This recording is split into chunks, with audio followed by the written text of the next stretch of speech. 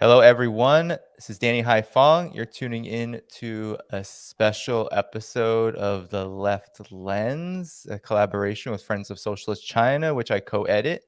I'm happy to be joined by co-editor Carlos Martinez with me today. And I also have, and I'm very glad to have him too, Ben Norton of Multipolarista. How are you two doing this morning? I know for you, and this evening for you, Carlos. How are you doing? Great. Thanks for having me. Good to see you guys. Yeah, well, let's get into it. So, as people start coming onto the stream, we wanted to make an announcement, I think, because there's a really important event coming up on March 19th. You can find that information in the description. It's being hosted by Friends of Socialist China and organized by Friends of Socialist China and co-sponsored by many anti-war groups, progressive and revolutionary organizations. And Ben Norton is a speaker at this event, and it's 21st Century Socialism, China and Latin America on the front lines. We're so happy to have Dilma Rousseff joining us as the keynote speaker for that event. And so, as you're coming in, just make sure you check out the description before you leave here today and register for this event. But let's get into the topic of conversation, because this is, I think this is just such an important development that's going on right now, the increasing ties between China and Latin America. And let's just kick it to Carlos first. Talk about Friends of Socialist China and why this event is happening. What is the basis for the event, and what makes it important to focus on China-Latin America relations right now? Thank you. Yeah, I mean, as people know, Friends of Socialist China is about supporting and defending and trying to build some understanding of Chinese socialism, which is something which is very much insufficiently understood in the West and including in the Western left. So we were set up just under a year ago, and we're trying to really address that problem through our events and via our website and via our social media and whatnot. And this particular event, I think it's interesting because we're a explicitly kind of socialist, explicitly Marxist platform, and what we're interested in is where China fits into this global process, this global trajectory towards socialism. And China and Latin America represent two somewhat different but also very important components of that journey. China obviously had its revolution in 1949 with the proclamation of the People's Republic of China. And its revolutionary process has gone through lots of different twists and turns, but 72, 73 years later, it remains a socialist country. It's one of the five that survived, right, along with the DPRK, Laos, Vietnam, and Cuba. And now China's, it's transitioning to what it calls its second centenary goal to achieve by 2049, which is really focused on common prosperity and what they call ecological civilization. So a friend of mine described it as the Green New Deal with Chinese characteristics. So it's about developing a very kind of harmonious type of modern socialism where people are guaranteed the basics of life, and you've comfortably got a job, and you've comfortably got housing and education and healthcare and old age care and access to culture and all the rest of it.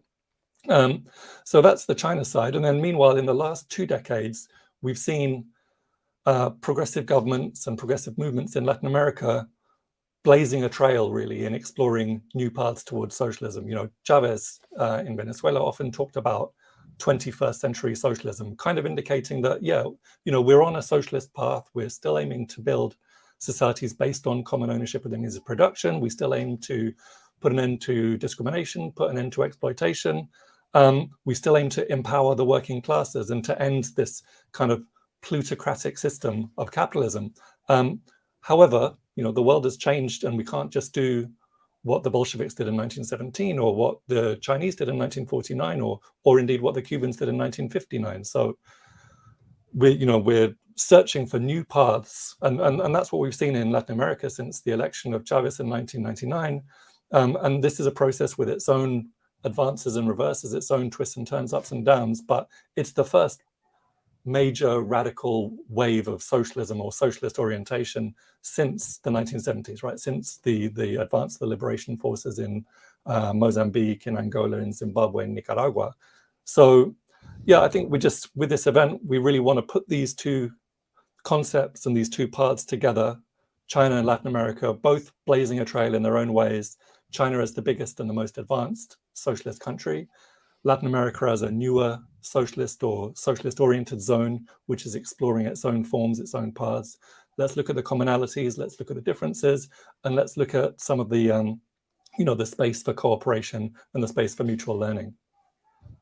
Yeah, no, those are all very good points. And Ben, I want to kick it to you because you are in Nicaragua, and in December of last year, Nicaragua actually broke diplomatic ties with Taiwan, and formally recognized the People's Republic of China. Around the same time, also Nicaragua joined China's Belt and Road Initiative. I want to get your take on the mood in Nicaragua, because oftentimes when the Western media, corporate media talk about China and Latin America, they talk about it in this manner where China is the colonial power and the imperialist power, and that it only seeks to dominate the region and essentially take the US's front yard from it, right? Because that's what Joe Biden called Latin America. So, yeah, what's the mood like about growing relations with China and Nicaragua? And yeah, your take on this growing phenomenon of closer Latin America-China ties overall. Well, yeah, Danny, you mentioned that the difference between Joe Biden and Donald Trump is that the Donald Trump administration called Latin America the U.S. backyard, and Joe Biden calls Latin America the U.S. front yard. But really, we've seen a continuation in terms of Latin America of basically all of Trump's policies.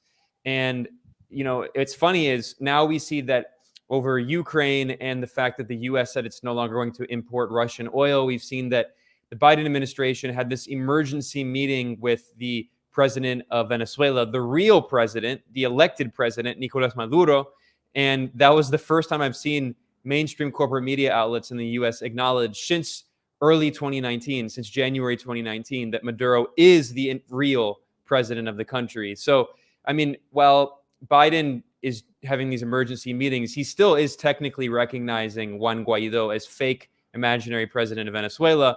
And in terms of Nicaragua, we've seen an escalation of the devastating policies that the Trump administration started against Nicaragua. Now, of course, the Trump administration didn't start those policies historically. People probably know of the U.S.-backed terrorist war in the 1980s here in Nicaragua, in which the CIA funded and trained the Contra death squads. And where does the word Contra come from? Contra is contra-revolución, contra-revolucionario. That's to say, counter-revolution. That's literally what they called themselves, the counter-revolutionaries. So, of course, the U.S. has a long history, going back further, of militarily invading and occupying Nicaragua, going back to the man himself, Sandino, Augusto Sandino. The name of the Sandinista movement comes from this revolutionary fighter who created a guerrilla army in the 1920s and 30s and fought to successfully expel the U.S. military occupiers from Nicaragua. The U.S. has a history of militarily invading and occupying Nicaragua 3 times historically, and then, of course, propping up the brutal right-wing dictatorship of the Somoza dynasty for decades. So, I mean, the idea that China is supposedly a colonial power in Latin America, it's laughable. It's preposterous. And in Latin America, the only people who believe that are like 0.1% of the population, who are the English-speaking elites who have dual passports, who spend a lot of their time in the United States and Western Europe, who are almost universally right-wing, neoliberal, economically speaking, and they are part of the imperialist structure. But the vast majority of people in Latin America, they recognize that as ridiculous propaganda, and they can clearly see that it's the United States that is the colonial and neo-colonial power in Latin America. It's the United States that not only has this history going back to the Monroe Doctrine in the 1820s of declaring Latin America to be its so-called backyard, but still today, the United States continues to back violent coup attempts to impose brutal sanctions. So in 2018 here in Nicaragua, the the U.S. backed a brutally violent coup attempt in which hundreds of people were killed, in which Sandinista activists were hunted down. They were tortured on camera. Some of them were killed. Their bodies were lit on fire by these fascists backed by the United States. And the U.S. acted as though it was supposedly a brutal authoritarian regime cracking down on peaceful protesters, using the same kind of narrative, this propaganda narrative that was used to sell the regime change war on Syria, as if it was this brutal one-sided war by the so-called regime, in scare quotes, against peaceful protesters. No, I mean, it was a brutally violent coup attempt, and it failed in 2018. And ironically, the failure of that US-backed coup attempt has actually strengthened the Sandinista front. It actually has helped radicalize the Sandinista movement here in Nicaragua, and it precipitated a move toward a more nationalistic and anti-imperialist foreign policy. Because, I mean, we can talk, I don't want to spend the entire stream talking about it because it would be a long story, but in short, when the Sandinistas came back to power in 2007 through democratic elections, they decided to take an incrementalist approach, a gradual approach to implementing their program, because they knew that if they were too quick in the policies they implemented, that it would invite yet another terrorist war by the US and sanctions and all of these policies that we've seen the US carry out in the past several years. And since the failure of that US coup attempt, it encouraged the Sandinistas to move forward more quickly with the revolutionary program, whereas before they had been moving more gradually. And that led to them increasing their relationship with Russia, which is one of Nicaragua's closest allies. And Nicaragua has supported Russia throughout NATO's encirclement and the US-created war in Ukraine. And then that leads us to what you mentioned, which is Nicaragua breaking ties with Taiwan. And I mean, that's a whole long story that we could talk about maybe another time. But the reality is that the Sandinistas had recognized the People's Republic of China in the 1980s. It was the neoliberal era in 1990 when the US puppet, the right-wing oligarch, Violeta Chamorro, when she came to power through a CIA-funded campaign that was in an election manipulated by the US, she immediately cut ties with the PRC and recognized Taiwan. So that was a decision of the US-backed right-wing forces. But the Sandinistas did decide to finally break ties. And since then, I mean, it's only been a few months, but Nicaragua has become a very close ally of China. China is in the local Nicaraguan media pretty much every day, talking about different projects that China is helping to build, including a public housing program, infrastructure projects, water sanitation projects. There's many things that they're doing. And of course, I mentioned that Nicaragua is also a very close ally of Russia. So in short, the last thing I'll say before pivoting back to you, Danny, is that I think what we're seeing is the further implementation of a project of integration that goes back to Hugo Chavez. Carlos mentioned that when Hugo Chavez came in the early 2000s in Venezuela, he began talking about this concept of pluripolarity. And what he really recognized is that the future of Latin America not only lies in the project of regional integration of Latin America, which is important, of course, the idea they call the Patria Grande, the great motherland, combining all of the Americas. But Chavez also had the prescience of recognizing that, you know, there are a lot of right-wing neo-colonial regimes in Latin America that are basically puppets of the United States. And he recognized that if you wanted to build socialism in the 21st century, you had to build this idea of pluripolarity or multipolarity.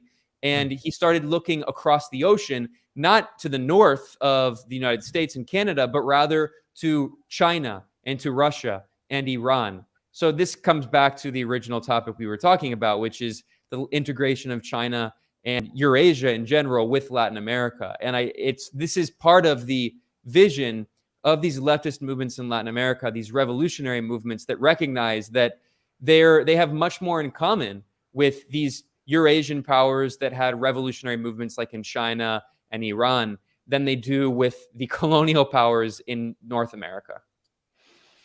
Right. And I mean, and it also gets down to like what does China offer and what does Latin America have to offer? Because I think oftentimes when we talk about and when people talk, especially on the left here and at least our parts of the world, Carlos and I's parts of the world, they're often talked separately, right? Latin America, the left, that's happening.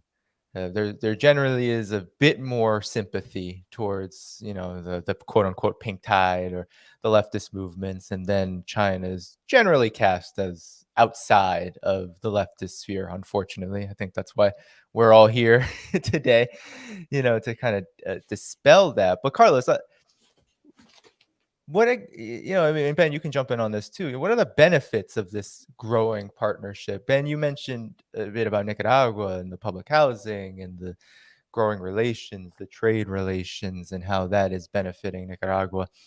But I think there's definitely a regional benefit for Latin America to grow closer with China, and for China also to grow closer to Latin America. I think about the COVID-19 pandemic in the beginning, the biotech industry between China and Cuba, that relationship saved countless lives in China. The availability of antivirals that aren't available in the United States, aren't available in the Western world by any stretch of the imagination. So I just think of that and see just how beneficial on both sides this is. So Carlos, you first, if you want to comment on that, and then sure. Ben, you can jump in. And I just to kind of follow up before going into that on something that Ben said about how 0.1% of the population in Nicaragua might believe that China is the new imperialist force in Latin America.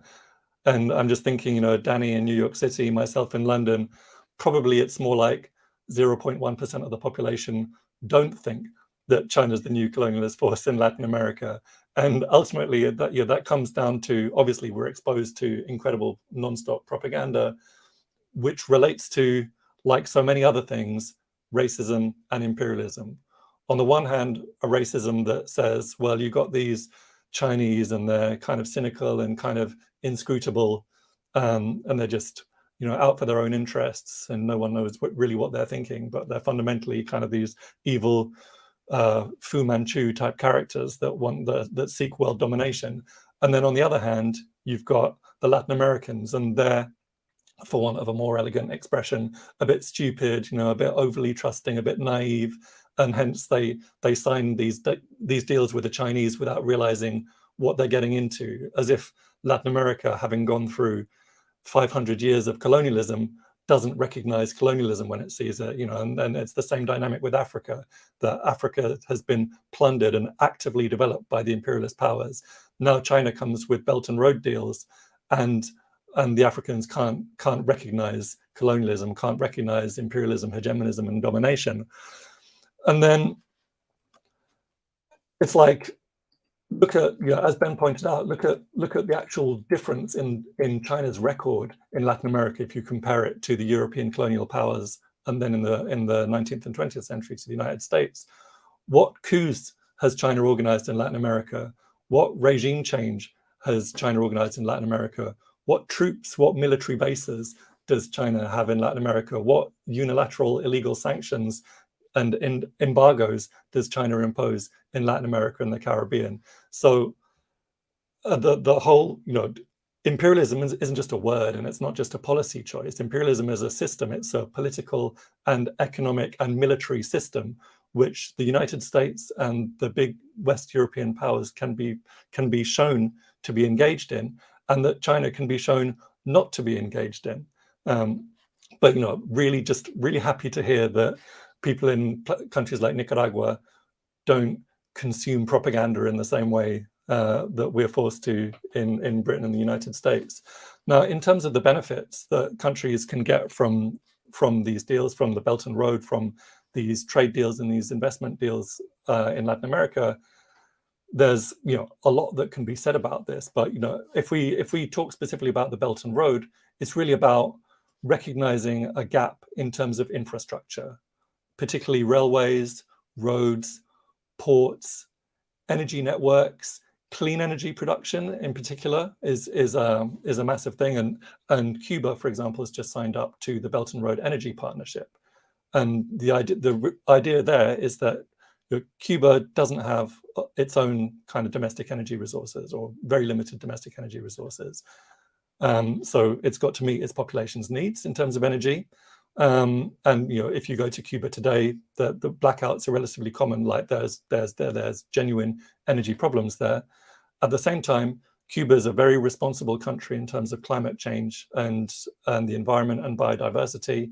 And Fidel Castro has been kind of a lonely voice on the world stage at the UN General Assembly since the 80s, talking about climate change, when nearly everyone in the Western ruling classes thought it was basically some kind of left-wing hoax. No one was talking about climate change when Fidel was talking about it. So Cuba's always been kind of a thought leader in that field. And in terms of agricultural sustainability and all the rest of it, they've been really good. But currently, only about 6% of their power comes from renewable sources. Meanwhile, over the last 10, 20 years, China's really emerged as the kind of unparalleled global leader in renewable energy, in wind and in solar. So there's a big opportunity now for Cuba to meet its target of getting to 30% renewable by 2030, specifically through its cooperation with China on this Belt and Road Initiative. So, that's just one example. There's tons of cooperation in the area of housing. There's tons of cooperation in the area of health. Out of every 2 COVID vaccines that have been administered in Latin America and the Caribbean over the past 2 years, 1 has been manufactured in China. So, I went to hear Luis Arce, the president of Bolivia, speak recently in London to the Bolivian community, and I managed to get an invite on the basis of speaking Spanish and being pro-Bolivia. And he said, Bolivia is a country, the majority of our economy is informal. In terms of dealing with COVID, there's no way that we can just tell everyone, well, work from home, guys. It's fine. You'll be fine. Just work from home for a few months and then we'll come back. You can't sell hot dogs on the street from home. So the ability to vaccinate the population and get to some kind of return to economic normality is an existential thing for a country like that. And he said, we were promised vaccines from everywhere. COVAX promised us, the US promised us, but they didn't deliver. In the end, it was Russia and China that came knocking on our door and said, we know you need vaccines. We would like to provide you with vaccines. We'd like to donate you vaccines. We would like to sell you some vaccines. And we would like to set up a production deal so that we can produce vaccines with you under, joint enterprises in Bolivia, so that all your people can get vaccinated and that you can, start to really get on top of the pandemic. So, there's cooperation runs across the board. It's not just roads, it's not just ports, it's also healthcare, it's also renewable energy, it's also like advanced, like AI-driven healthcare and new technology. And another thing with Bolivia is that China cooperated with Bolivia to build the satellite, the Tupac Katari satellite, which provides internet and phone services throughout the country, to every district of Bolivia. And that was built by the Chinese under a joint production agreement and is owned by the Bolivians.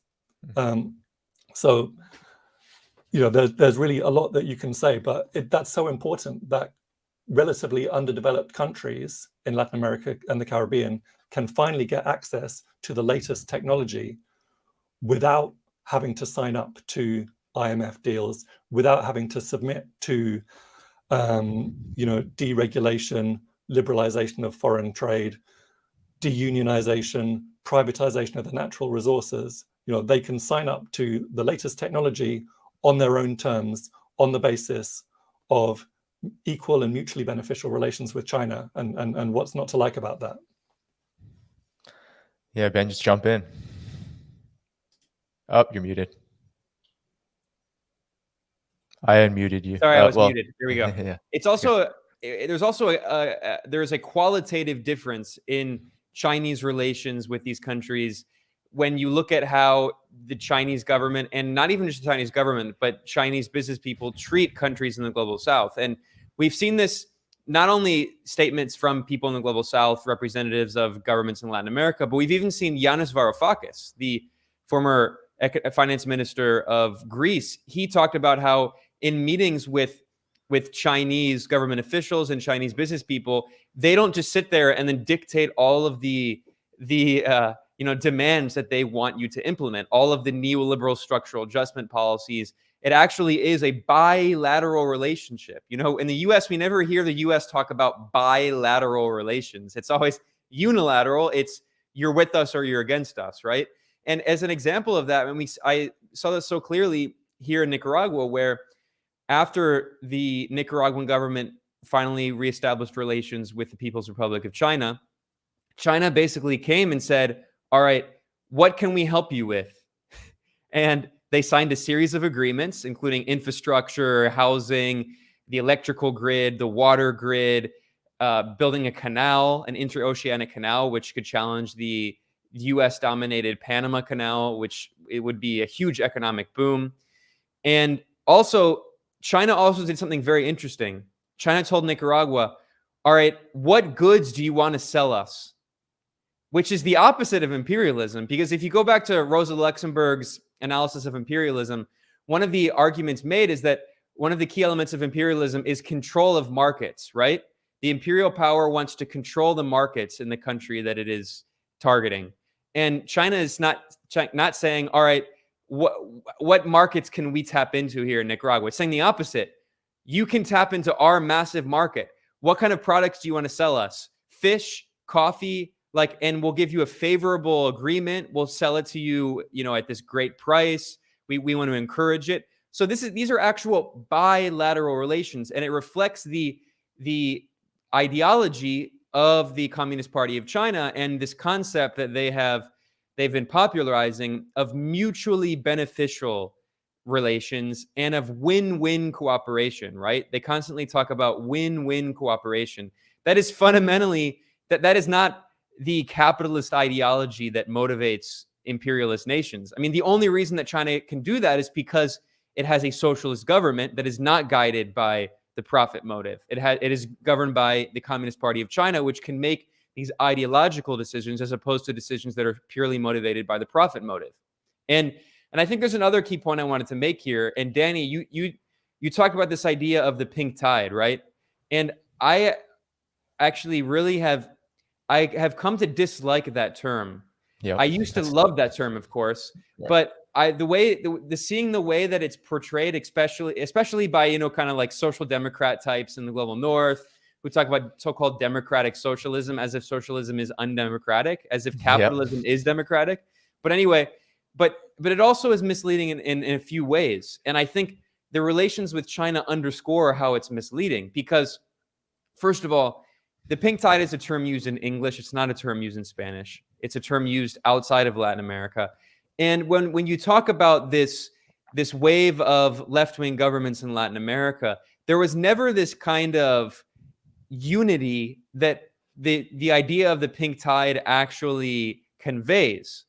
For instance, who was one of the leaders of the so-called pink tide, according to the narrative of, I won't name publications, but of the global north social democrats? They say Michelle Bachelet in Chile was part of the pink tide. I mean, this is an imperialist. This is at best, you could say kind of center-left liberal or social democrat, but a friend of Hillary Clinton. This is the former Chilean president who has now at the United Nations become an enemy of Venezuela, using the United Nations to attack Venezuela. And she visited Venezuela and met with family members of Chavistas who were burned to death by these US-backed Contra-fascists, and she left all that out of her reports at the UN. I mean, this is someone who is very much not part of this project of leftist integration of Latin America. She looks much more to the global north. And we now see Gabriel Boric.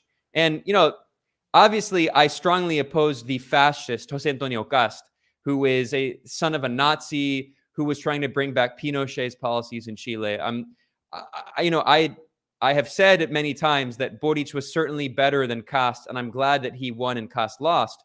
But at the same time, we need to actually look at Boric's policies.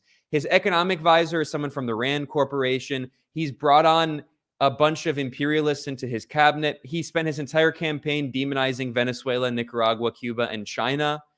And the reality is that the point I'm getting at here is that the idea that the Latin American left is this big bloc that is all unified, that's not true. And in fact, what you see is that the revolutionary socialist movements in Latin America, they want pan-Latin American unity, of course, and they talk about the Patria Grande, but they recognize that their biggest allies are actually in Eurasia. It's China and Russia and Iran. And they want good relations with Chile. They want good relations with Argentina. They even want good relations with Colombia, although certainly that's not very likely. But the point I'm getting at is that if you listen to the speeches of Hugo Chavez, I mean, he was talking about the Patria Grande, but he was also talking about we need to look outside of our region, and we need to look outside of the Americas and look across the oceans and look toward Asia. And we need to form alliances with Vietnam and the DPRK and Iran and China and Zimbabwe. And we've actually seen that process has continued. And while there was a kind of right-wing backlash in Latin America, there was a right-wing government in Chile, a right-wing government in Argentina. There was a counter-revolution in Ecuador.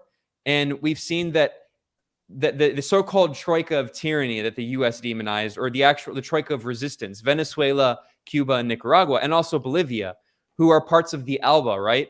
The Bolivarian Alliance. They represent the most revolutionary edge of the Latin American left. They have moved full steam ahead, integrating not only politically but economically with China and Russia and Iran.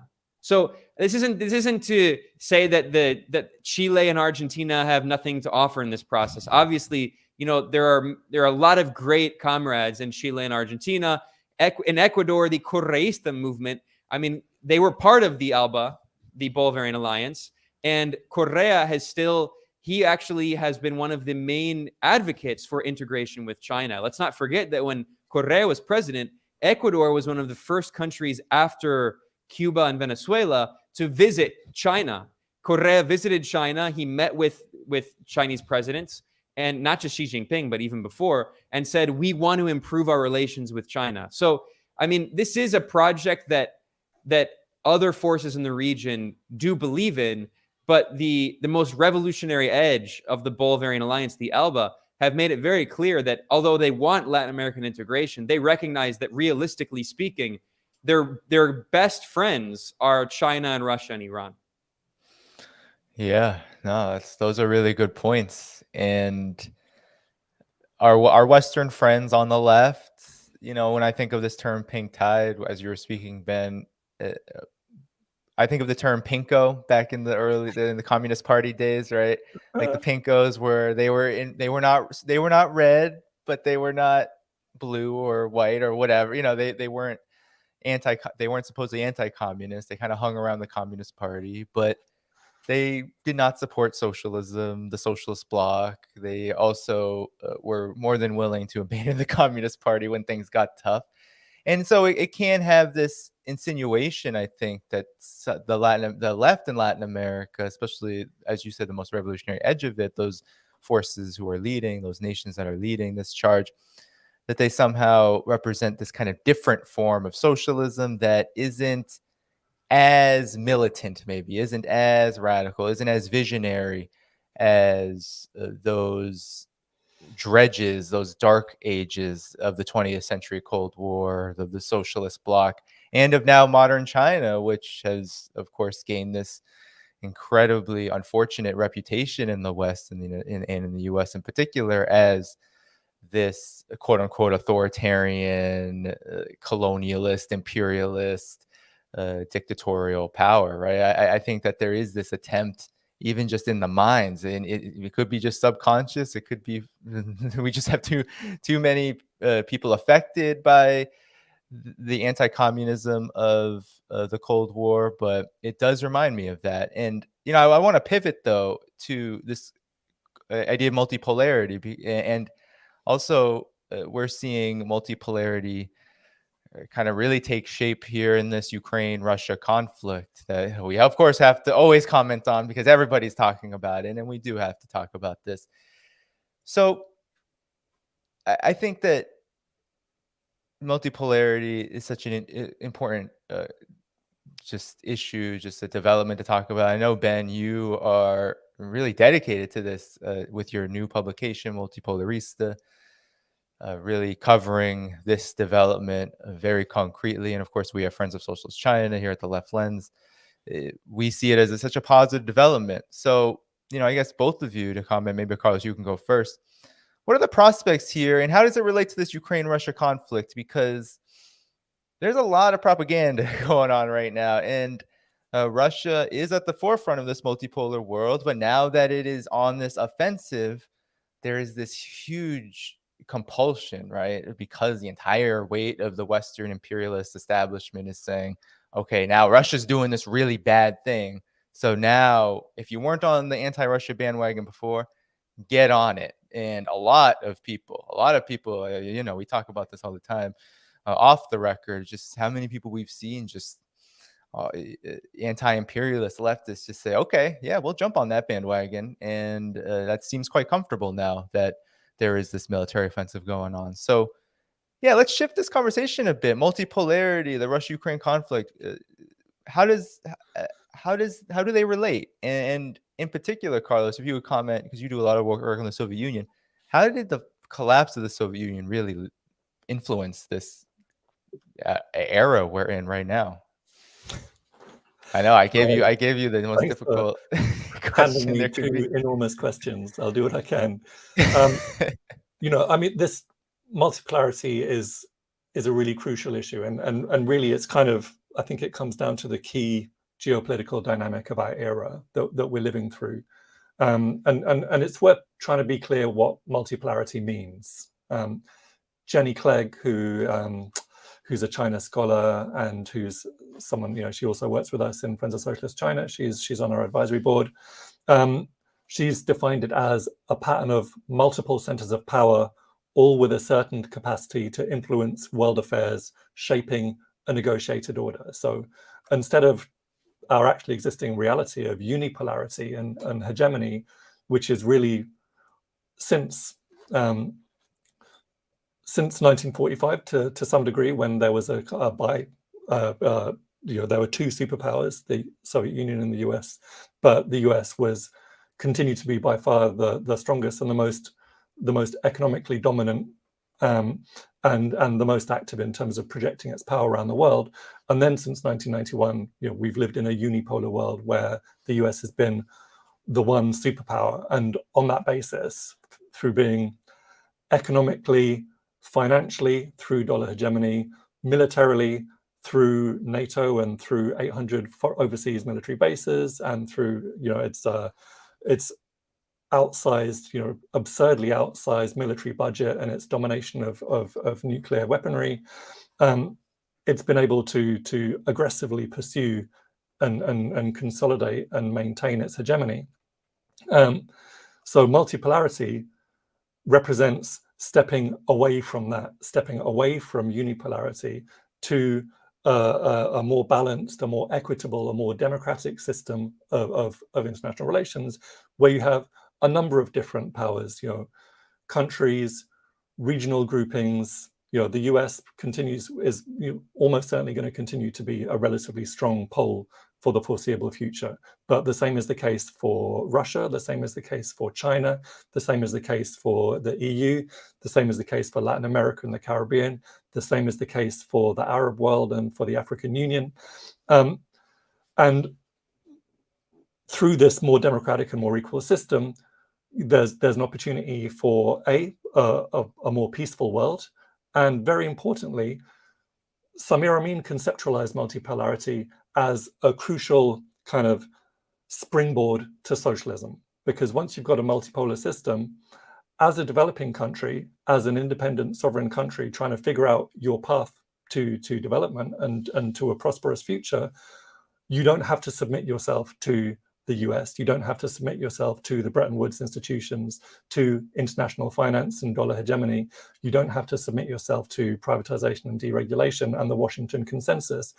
You've got choices, which means that you can develop along the lines that suit your conditions and that match the demands of your people and the needs of your people. So in that sense, multipolarity creates an opportunity for humanity to get on the path towards socialism, where imperialism and unipolarity and US unilateralism has prevented that. Now, that's great, but it's kind of the US is instinctively responding to this trajectory, which is the basic and inexorable trajectory of international relations. The US instinctively responds to that with what we're seeing now is the new Cold War, which is directed primarily against China, but is also directed against Russia. It's also directed against Iran. It's also directed against sovereign Africa. It's also directed against sovereign Latin America. It's a global phenomenon, and you can see, it's developing a whole military infrastructure which is global. The core is NATO, which is kind of it's been pulled over from the original Cold War into the new Cold War. That's now been joined by AUKUS, which was Joe Biden's first foreign policy initiative, actually, is this military nuclear alliance between the US, Australia, and Britain. The Quad, the Quadrilateral Security Dialogue, then these US military bases, the THAAD missile defense systems, the updated nuclear weapons systems, the RIMPAC military exercises. You've got a increasingly comprehensive military infrastructure related to the new Cold War, which is about containing and suppressing China and Russia. And I think the Ukraine crisis very clearly fits into this paradigm. There's a huge amount of confusion, including on the left and the West, about what's the basic character of this Ukraine crisis. And a lot of people, including progressive people, think that it's an example of inter-imperialist rivalry. The US is the dominant imperialist power, Russia is a rising imperialist power or an aspirational imperialist power, and they're fighting it out for control of Eastern Europe, which, Ben's talked about this before, Danny, you've talked about this before, but it's a fundamental mischaracterization. And as I mentioned earlier, imperialism isn't a foreign policy choice. It's not that Russia, if it wanted to, could just, one day say, do you know what, capitalism's okay, but why don't we just be imperialists? That'd be cool. We'd be doing even better. Like, that's not an option. Russia in 1991, upon the collapse of the Soviet Union, had hoped that it would be incorporated into the imperialist world system. That was the plan. That was the idea. The US had different ideas. As far as the US was concerned, okay, we've got rid of the Soviet Union. That was our number one concern. We're willing to bring you in on the ground level, but there's maybe a cleaning job going. You're not coming onto the board of directors. So as long as you're willing to be in a subservient position under our domination, then yes, you can be in the imperialist world system, but you're not going to be an equal player. So Russia has essentially felt betrayed, and increasingly had to focus east to form alliances that could counter US hegemonies, just so that Russia could pursue an independent path. And over the last 10, 20 years in particular, as Ben has been documenting very effectively in his articles recently, Russia and China have been getting very close together. Russia has excellent relations with Iran. Russia has excellent relations with Turkey. Russia has excellent relations with India. Russia has excellent relations with Latin America. It's no coincidence that countries like Nicaragua, Cuba, Venezuela, Bolivia have come out very clearly in favor of the Russian position, because they consider Russia rightly as a key ally. So Russia is one of the linchpins of this rising multipolarity, and that's why it's in the sights of US imperialism. That's why there's this basic contradiction. That's why NATO is expanding. There's no need for NATO. What is the need for NATO post 1991, post the collapse of the Soviet Union? Why does NATO exist? NATO has been used consistently, expanding into 14 states of Eastern Europe and coming right up to Russia's border, specifically in order to contain and suppress and threaten Russia and to assert and maintain US hegemony. It's unsurprising that Russia's not going to be happy with that situation permanently. So, that's the basic character, and it's super important that people understand that it's not about inter-imperialist rivalry. It's not about Russia deciding as a matter of policy that it wants to be an imperialist power, because that's not how power works. That's not how imperialism works. Yeah, Ben, jump right in. Yeah, I know you guys are part of this excellent group, the International Manifesto Group, and I think you all spelled out very well in the manifesto. I think it's called Through Pluripolarity to Socialism, right? And I think people can check that out at internationalmanifesto.org, right? And let me see, I think I have it up here. It's internationalmanifesto.org. Yeah. So I mean, I think that manifesto spells it out very clearly, but for people who don't want to read it, I mean, just in brief, there are critiques of the idea of multipolarity, because multipolarity, it's true, doesn't mean the end of imperialism. So and you can actually have a multipolar system with multiple imperialism. This is a critique that I've heard, recently from comrades who I very much respect and agree with on many things. Brian Becker has articulated a very fair criticism.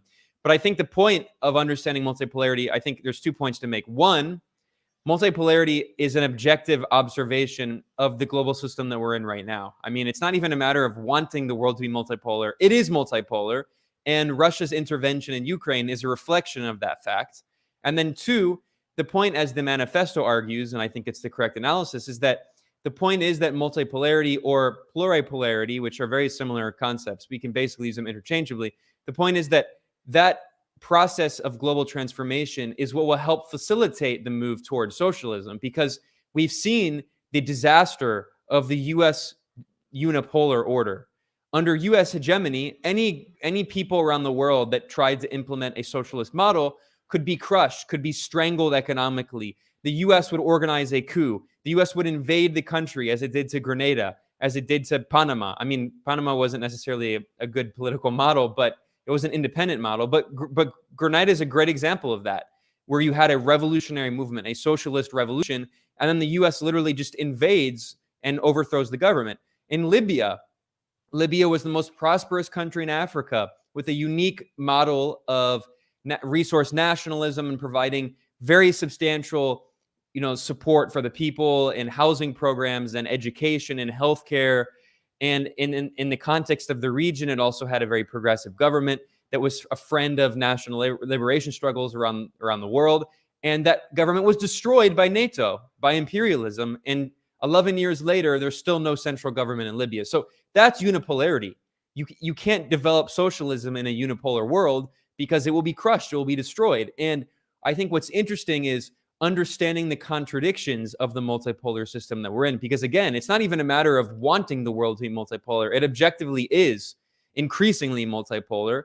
And understanding that there are good elements of that, of course. The fact that you have China, which is a socialist government and has become increasingly influential and has taken a more, I don't want to say interventionist foreign policy, because its foreign policy is still very much anti-interventionist, but whereas in the 1990s and 2000s, the Chinese motto was to lie low and bide time, to maintain a low profile and bide time. Now China has been taken more of a leadership role, but again, not in a unilateral way, but in a bilateral way and a multilateral way, in a way that is advantageous to other countries, that is mutually beneficial for other countries. So that is a positive example of multipolarity opening space for countries like Venezuela, which, U.S. unipolarity, we see that policy toward Cuba for the past 60 years of a crushing, illegal, suffocating blockade that has resulted in who knows how many deaths of Cubans, that has resulted in trillions of dollars of wealth being stolen from the country by this blockade, that has resulted in suffering for the people of Cuba for decades. Whereas now, China has been able to help Cuba throughout this process. And in Venezuela, we see that the U.S. imposes blockade on Venezuela illegally, a criminal blockade that has also resulted in tens of thousands of Venezuelan deaths. And one of the main reasons, I think we have to be honest about this. I mean, I've been to Venezuela multiple times. I know the country decently well. And I know a lot of Venezuelans, and I've talked to many Venezuelans. And there is a lot of support for the Chavista movement. It is very much a popular movement. It is a working class movement. The base of Chavismo and the Bolivarian Revolution is in the poor barrios. But being realistic, I will admit that if it were not for the support of China and also Russia throughout these very difficult past few years of a U.S. blockade, brutal sanctions, constant hybrid warfare, cyber attacks, attempted invasions, terror attacks, all of these. If it were not for the support of China and Russia, I think the government probably would have fallen in Venezuela. So the fact that the world is multipolar shows that it does provide the space for socialist movements to breathe and to continue to move forward. Whereas in a unipolar system dominated by the US empire, that is not the case. Now, there have been critiques made by comrades I respect, and it's true that I think Turkey's an example of a country that represents the limitations of multipolarity. Turkey is an aspiring imperialist power. It's a member of NATO, the imperialist cartel. It helped the imperialist bloc try to destroy the post-colonial country of Syria, the post-colonial government of Syria, a nationalist government that is a friend of global South movements. Turkey has also helped Azerbaijan wage war on Armenia. Turkey has sent drones to Ukraine to use those drones against the people of the Donbass region in the east. So, I mean, Turkey is also a friend of Russia to an extent. I mean, they have a frenemy relationship. Turkey has also, ironically, has helped Venezuela as well. So that's multipolarity, right? There are positive elements that can help socialist movements grow and have room to breathe.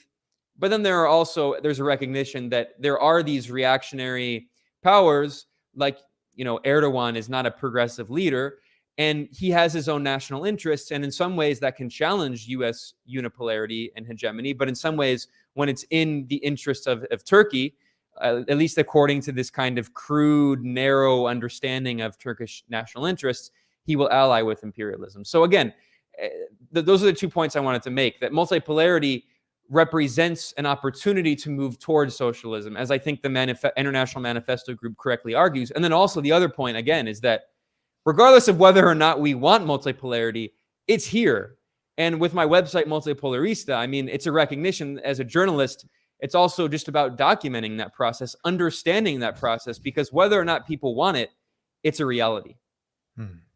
Yeah, and the perspective is so important, because if we don't understand the perspective of these countries, right? I mean, these two major powers now, Russia and China, and then those who are allied with them, who are becoming increasingly influential for the quote unquote developing world, the global south, right? These are the countries that are charting a path forward. And one of the things that I always think about as I see this develop, as I see the multipolar world develop, is how important it is to understand that socialism, even as an objective phenomenon, right? This idea of power to workers and seizing production and socializing it and redistributing wealth and raising living standards, all of that cannot happen out of conditions of despair, of intense austerity, of endless war. That's what we have in the West, in the United States. Yeah,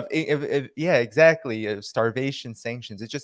It can't happen, because in periods of extreme crisis and strife, right, accelerationism doesn't really have much basis in reality. Usually what is happening is that there's multiple forces at play, contradictions at play, and it is when there is this progressive move, there's progressive developments that occur where there is now more room to breathe, and people then can kind of build the society that they think that best fits their own context. And that's what I think is so interesting about something like the Belt and Road Initiative, is that is ingrained in the very spirit of it. It is about this win-win cooperation, this building mutually beneficial ties, and China being the leader of this, the spearhead of this. They are explicit. The CPC, the Chinese government, is explicit that this is not about interfering in the economies or the societies of these countries. It is about providing win-win development, which is just objectively true. Millions of jobs have been produced. Extreme poverty, not just in China, but around the world, has been alleviated because of these projects. And that does open up room for people to then consider, well, where do we go from here? And so that is one of the things that I always think about with multipolarity, is that regardless of the balance of forces spearheading it, whether they are different or the same, or do they think the same way, do they have the same political and economic projects, there is this objective trend towards social, economic, political transformation and progress, which has to be noted and documented, even in this time of this Russia-Ukraine conflict, where there's so much pressure to say, okay, well, look at this. This is an example of multipolarity maybe gone awry. This is an example of Russia being an imperialist, Russia being aggressive, Russia being wrong, and completely negating all of the context behind why this is happening, and also how before this war even started, Russia was actually adhering to this multipolar principle and saying, we want a neutral Ukraine. We don't want Ukraine to be on any side. We're okay with Ukraine just remaining as it is, as long as it stops, the militarization and killing people in Donbass and all, as long as it begins to move into a more peaceful and less threatening direction toward us, we're okay with Ukraine staying as it is. But that's out the window now that we've seen how things have developed and how, where we're at just in that conflict. But yeah, multipolarity is such an important concept. Do you guys have anything else that you want to comment on or anything of that nature? We're getting to an hour, but we can continue to go. I mean, this has been great. So somebody asked about Mexico as well. If you guys want to comment on that, I know, Ben, you might have something to say on AMLO, but Carlos, go ahead. Yeah, no, I just think this is a really important discussion that we're having, and I'm glad that we're having it in relation to the nature of multipolarity, where it fits into the overall system of international relations, what its relationship is with socialism, because that's true, and that's an important differentiation to make, that you can't just put an equal sign between multipolarity and socialism. They're not the same thing. But as Ben's pointed out, as it says in the manifesto, and as Samir Amin talked about a lot, multipolarity creates possibilities for socialism that didn't exist before. And what Ben has been talking about in Venezuela or in Bolivia are really perfect examples, because China has been absolutely crucial to the Venezuelan socialist project. But China hasn't been engaging with Venezuela or other countries in the continent on the basis of socialism. It's been engaging on the basis of multipolarity. It doesn't conceive of what it's doing in terms of promoting global socialist revolution. It conceives of what it's doing on the basis of global South solidarity between developing countries, helping other countries and helping itself as well, as we've talked about, mutually beneficial win-win relations. But the fact that it's done that, and the fact that Russia, which is a capitalist country, which is not a socialist country, has done that and engaged in a positive way with countries like Venezuela as well, has given Venezuela the breathing space that it wouldn't otherwise have had to pursue its own path towards socialism. So even though multipolarity isn't by definition socialist, and by the way, China and Russia also have good relations with right-wing governments in Latin America. Multipolarity connects to and with Israel. Yeah, that's multipolarity. Sure. Yeah, I mean, one of the first countries to do a big deal for Chinese vaccines in Latin America was Chile, under the Sebastián Piñera, overtly right-wing government.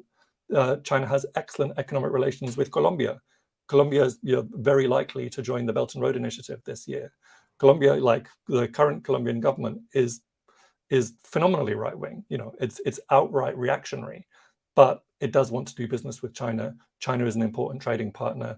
China is a huge market with a middle-income population of 500 million people, and very active, very strong financial institutions that are able to invest and that are able to loan at very good, very reasonable rates without imposing some equivalent of the Washington Consensus. So the policies of the principles of non-interference also relate to multipolarity. But the point of it is that while it might not be socialist and it might not be explicitly anti-imperialist, actually its basic content is exactly anti-imperialist, because it breaks down US hegemony, it breaks down domination, it breaks down empire. And that's what imperialism is.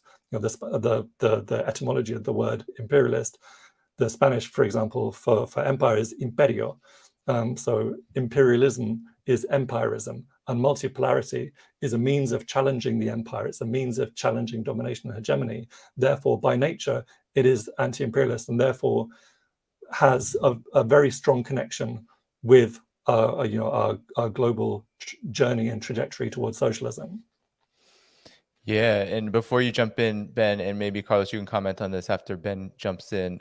We did have someone ask about AMLO, about Mexico, and about is there any progressive ideas coming out of there? I think that's a really good question because I think Mexico is one of the least understood countries in this multipolar scenario and in the overall left transition and movement in Latin America. So could you speak on that? Because I know for a fact that Mexico is refusing to go along with the U.S. sanctions regime on Russia right now, which is a huge deal, huge deal. But anyway, to you, Ben. Yeah, I'll respond to that in 1 second here. I just wanted to say that I definitely agree with Carlos's analysis. I think it's spot on. And in terms of Russia and Ukraine, people who are interested, I actually just did an interview yesterday, March 9th, at Breakthrough News with Brian Becker on the Socialist Program.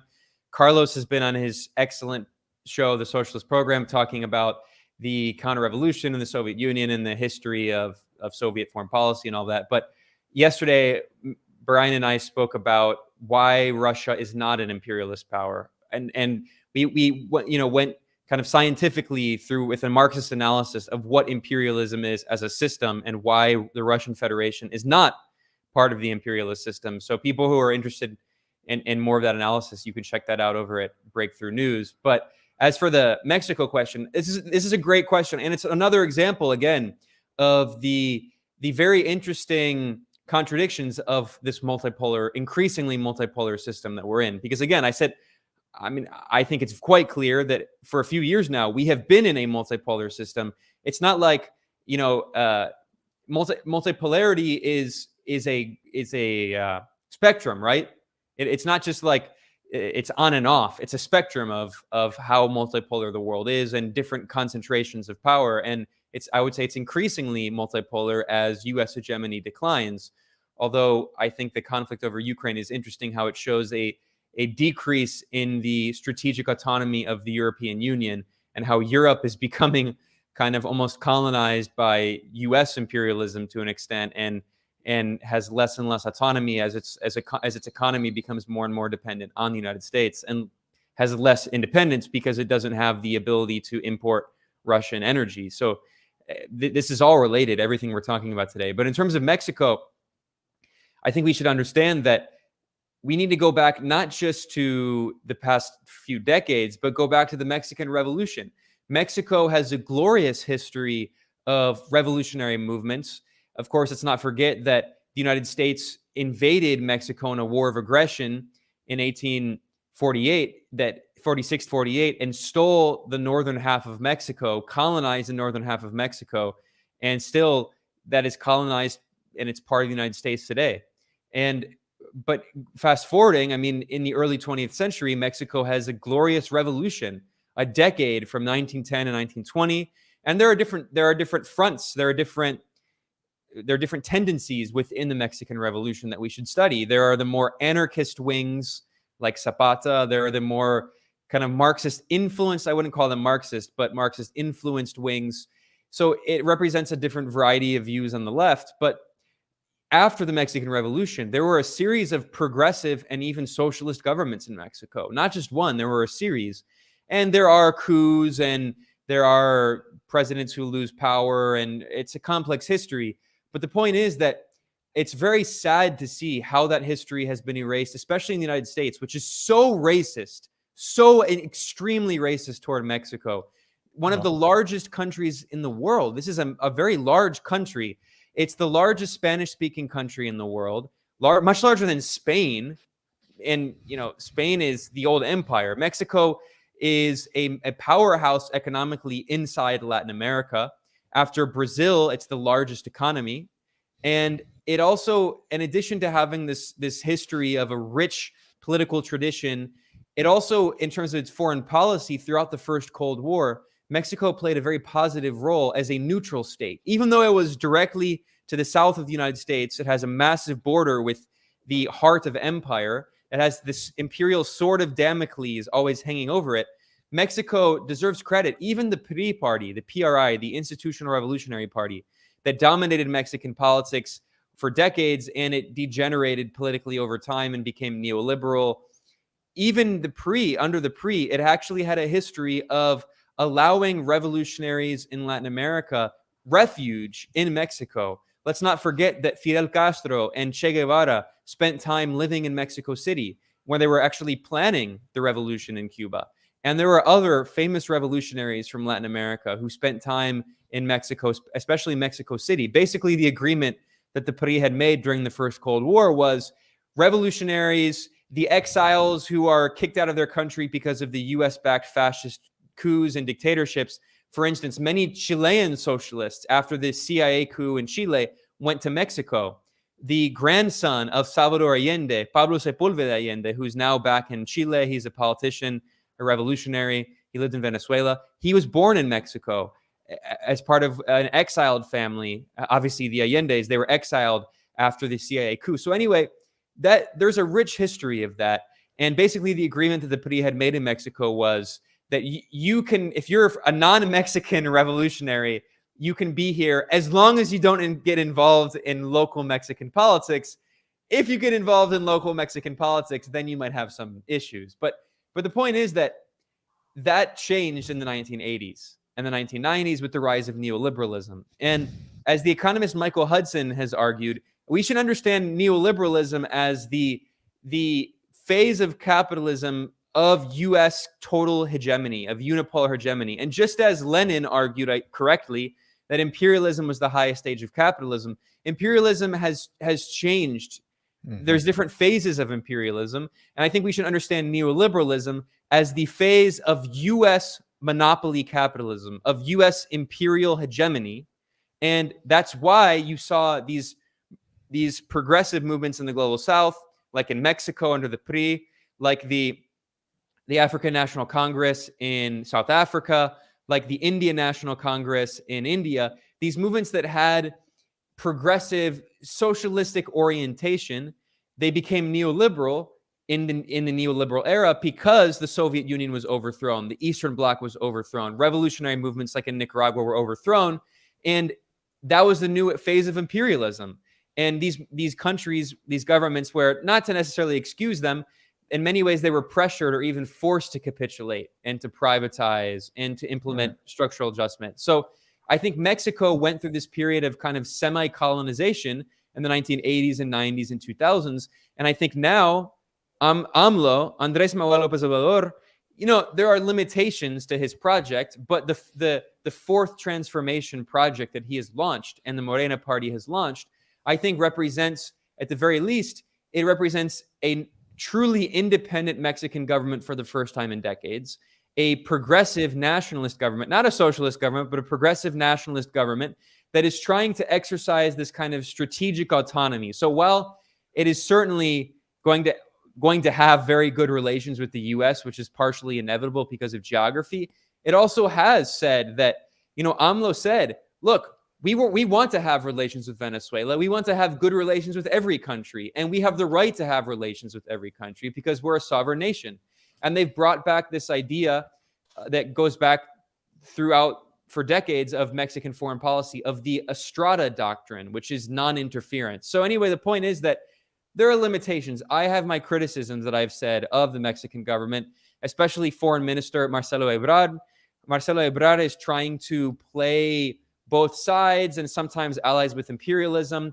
But at the same time, he has played an important role in supporting Bolivia after the US-backed coup. The Mexican government played an important role in giving refuge to Evo Morales and Bolivian officials. The Mexican government has good relations with Russia and even with China. So I think, that's in this historical moment with the material conditions of politics in Mexico, I think objectively, AMLO and the fourth transformation are the best thing for the Mexican people right now. And my hope is that process will continue moving forward, although unfortunately there's limitations in the Mexican bourgeois system. There's a one-term limit, and after 6 years, AMLO has made it clear he's not going to stay in power. And there's talks about Marcelo Ebrard, his foreign minister, potentially taking his place, and I have much less confidence in his leadership. So there are limitations, but I think, again, the fact that Mexico now has this strategic autonomy is a reflection of multipolarity, allowing this country with a massive border right on the southern border of the United States, allowing Mexico to have strategic autonomy, whereas at the peak of US hegemony in the neoliberal era, it was not allowed to.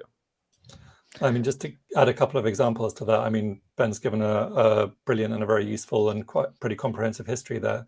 But just to add some examples to how the AMLO government represents integration into an increasingly multipolar world and opposition to US domination and assertion of Mexican sovereignty, which is absolutely key.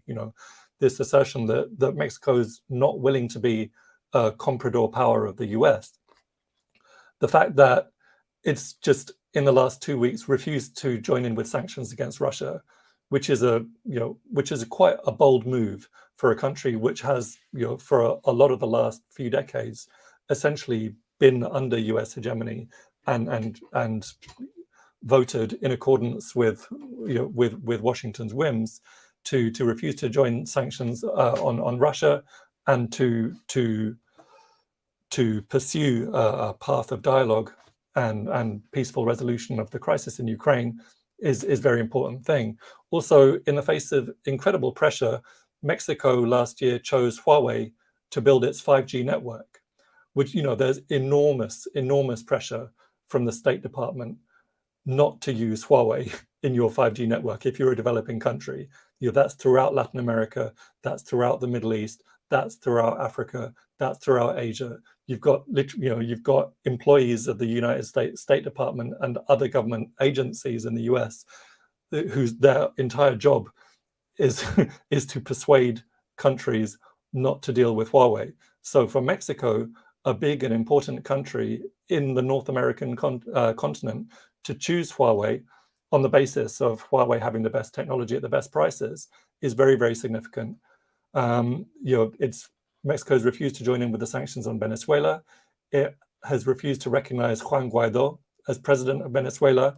Most of Mexico's vaccines come from China, in spite of the fact that they had offers from Moderna, they had offers from Pfizer.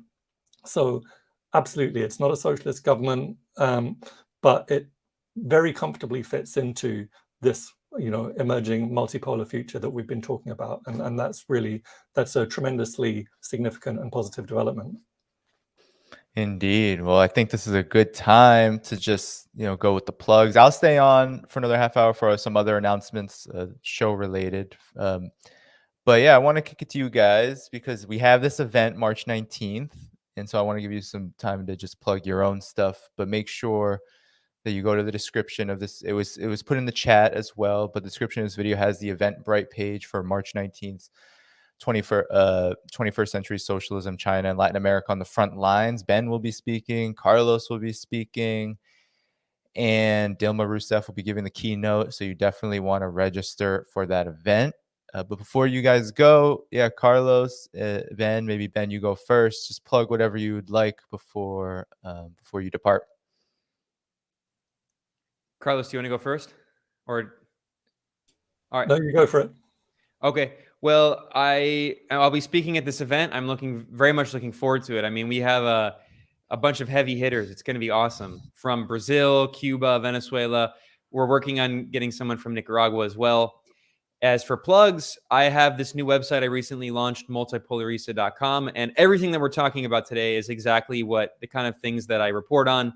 It's called Multipolarista also because it's bilingual. I live in Latin America and I work a lot with the lefty Latin American media as well. So there's a lot of stuff in Spanish for people who are interested.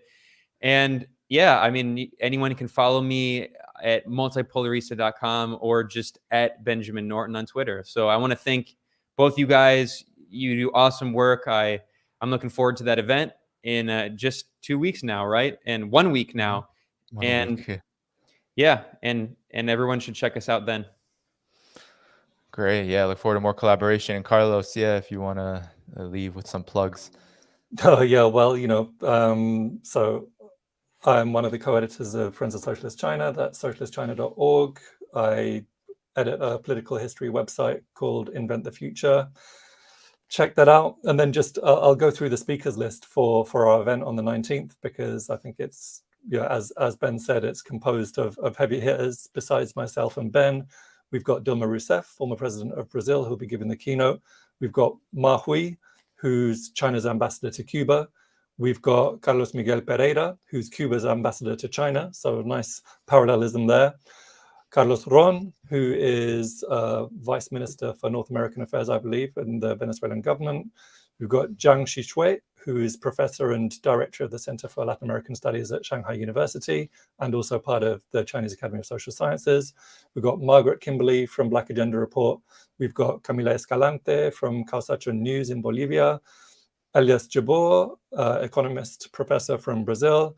Francisco Dominguez, who's a Chilean and secretary of the Venezuela Solidarity Campaign in Britain. And it's going to be moderated by Radhika Desai from the International Manifesto Group. So it should be a pretty special event. You can register for free for the Zoom event on Eventbrite. The link is in the YouTube chat. And I look forward to seeing you both, seeing everyone there. And thanks, this has been really enjoyable stream. An honor to chat, very, very informative, very insightful. Yeah, no, it was great. And I put up the Eventbrite page here and the speakers here, as well as the co-sponsors like Code Pink, Alvarada. We got Geopolitical Economy Research Group, and so many others, Multipolarista as well, co-sponsoring. So definitely that's all in the description. You can find Friends of Socialist China in the description. You can find Multipolarista in the description as well. But so thank you so much, you guys, for joining me this afternoon. I'll stay on for about another 20-30 minutes, so do stick around. But it was really good to be with both of you today, and I'm sure we'll be collaborating more very soon. Definitely. Keep up the great work, guys. All right, take care. All right, Carlos, take care. All right, so that was great. For those of you who are still here, make sure you continue to like the stream. Make sure you continue to subscribe and share. I was trying to boost that in the chat. But while you're here, do share, like the stream, subscribe if you haven't to the channel yet. We were doing a kind of a cross stream with Friends of Socialist China, so make sure you check them out on YouTube as well. But before you or after you leave here. And of course, the best way to support this work here at the Left Lens and to support my work in general is to subscribe for any amount at patreon.com/Danny Haiphong. So please do that if you're able. I'm actually, trying to make some progress toward another goal of mine. So definitely keep supporting this work, and you will continue to get as much out of me and my anti-imperialist analysis and the socialist analysis that I try to provide on a regular basis, because that's what I think is needed in independent journalism right now. And so it was really great to have Carlos and Ben here. I will be on for another 30 minutes. And one of the reasons why I wanted to stick around a bit is because I do have my own perspective that's been developing about the Ukraine-Russia conflict that I do want to talk about before I go. I know that we kind of had to squeeze that into a really busy conversation, a really jam-packed conversation with the two comrades, Ben and Carlos. So I wanted to give my own take on ongoing developments, Ukraine, Russia, what's going on there, because I've been thinking a lot about this. I continue to see various people respond, and what it looks like, right? The peace talks have fallen through over and over and over again. There have been a few in the last week or two, beginning from what I remember in Belarus, brokering peace talks, and there was another meeting I know yesterday. It has fallen through. And the reason it's fallen through is because Russia's demands have actually become more forceful, right? So as Russia is on this offensive, it is actually drawing even harder red lines, so to speak, as to what it will take to de-escalate the situation. And so I'm sure there are a lot of people who view that as incredibly dangerous.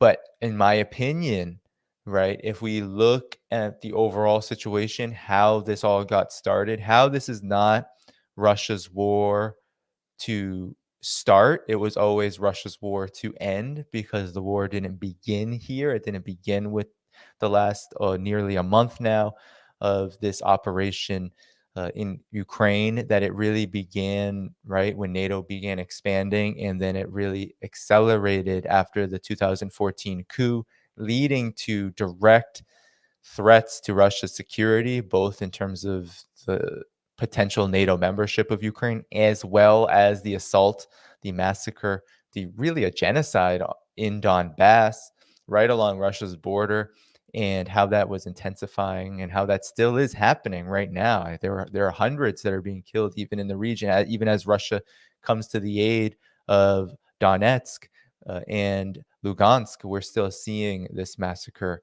happening. And so Russia has rolled the dice and has gone all in, and its demands are clear. Its demands now are not just a demilitarization and a de-escalation of this crisis, not just NATO membership being repudiated, but now Russia is demanding that Ukraine's constitution recognize the breakaway republics and Crimea. And this is important because not many people know that not only are there Russian naval bases in Crimea, not only is Crimea now part of the Russian Federation after the referendum of 2014-15, after the coup, there is also this direct threat that Ukraine has posed to Crimea as it assaulted East Ukraine and created this civil war situation. Ukraine's status is not safe, and it hasn't been safe since the coup. There is still all of this talk among Ukraine and its imperialist paymasters, really, to try to take it back, to try to sever Crimea again from Russia. And again, that is a direct threat to Russia's security. So now Russia is saying Ukraine has to change its constitution. And this is one of the pieces that has been a non-starter for Ukraine. Ukraine is asking for there to be absolutely no change in the geographical makeup of the country, that there is going to be no recognition of the Eastern Ukraine republics, and that the Ukraine will not change its constitution. So on this fundamental level, there is not going to be a peace agreement. And so that is scary. That is, of course, concerning. But as this develops, right, we are seeing how all sides of this needs to be taken into account, and how Russia's perspective needs to be taken very, very seriously. How Russia has concluded that there is no negotiating with the NATO bloc, with Ukraine, in a manner that doesn't include force. And we have to ask, why is that? Why is that? Well, it's because international law has been trampled on for decades. The United States and NATO have trampled on international law. You know who hasn't trampled on international law up until this point? Russia. Russia, as we said in this stream, as Carlos, myself, and Ben have talked about, Russia has been at the forefront of this multipolar world. And part of being at the forefront of a multipolar world is a respect for the UN Charter. Russia is a member of the Friends in defense of the UN Charter. It has been a relatively progressive force in promoting non-interference and promoting self-determination and promoting a world where military occupation and wars and coups and sanctions are not part of the overall geopolitical situation, right? Russia's taken very firm positions against these kind of policies, against sanctions, against coups, against endless wars, against military expansionism. So we have to then ask why. Why did Russia change its trajectory? Why did it forego negotiations for this military offensive? Well, it's because we can just go back to the short term. Russia provided a list of demands, which were really just proposals based upon the current security situation that it found itself in, that were pretty reasonable. Ukraine get rid of its foreign military weaponry, demilitarize on the basis that it rejects this kind of ongoing aggressive militarization from NATO countries, especially the United States, that it declares itself neutral, right? And that it now recognizes these republics that Russia announced were going to now be independent, because the Minsk Accords from 2015 onward have also been trampled on. So there's this pattern here of international law being trampled on every step of the way, not by Russia, right? Because technically Russia's intervention is a violation of international law. It does not necessarily represent the spirit of the UN Charter. But this conflict really calls into question, what legitimacy does the UN Charter have when you have a US NATO imperialist hegemon, this block of countries led by the United States, willing to trample on it, willing to declare themselves. This goes back to even the Clinton era, where the Clinton administration was saying that no, NATO is actually international law. It goes back to the Obama period as well, where Obama said, oh, wars are not wars unless US troops are dying in them. All of those things are declarations that international law is actually formulated, led by, and can only be conceived by the United States. There is no UN Charter. So in that context, right, there's only so long that a country like Russia, even China, right, these countries that are doing their best to adhere to international law, there's only so long that they can continue to play by rules that are not being followed by adversaries of not their making, but of their adversaries making, the US, NATO. China and Russia want to be friends with the United States in NATO countries, but the US and NATO countries have said, no, we not only do not want to be friends, but we are more than willing to stoke and provoke and inflame tensions for many different reasons, but one of them is because they are scared. There is a fear. There is this threat that Russia and China are going to overtake them in influence. The Western world order, this imperialist order, is losing legitimacy. So Russia is part of this process of maintaining hegemony. And so we have to, now that this is going on and on and on, that there doesn't seem to be an end in sight just yet. I'm not necessarily negating the fact that it could happen, that Russia and Ukraine could come to some kind of stalemate agreement. I don't see anything coming out more than that, though, because Russia is being more and more clear, more and more firm as this goes along, that this is no longer about the UN Charter. This is no longer about how to compromise in a way that can bring some kind of stasis. Russia now understands, I think, more clearly than at any other period, that the United States and the West, they are not interested in any kind of mutual relations. And I said this before, during the beginning of this crisis, that Russia has likely concluded that the United States and the West are willing to put themselves into a crisis, really throw themselves into an economic crisis and a potential military crisis, right? The threat of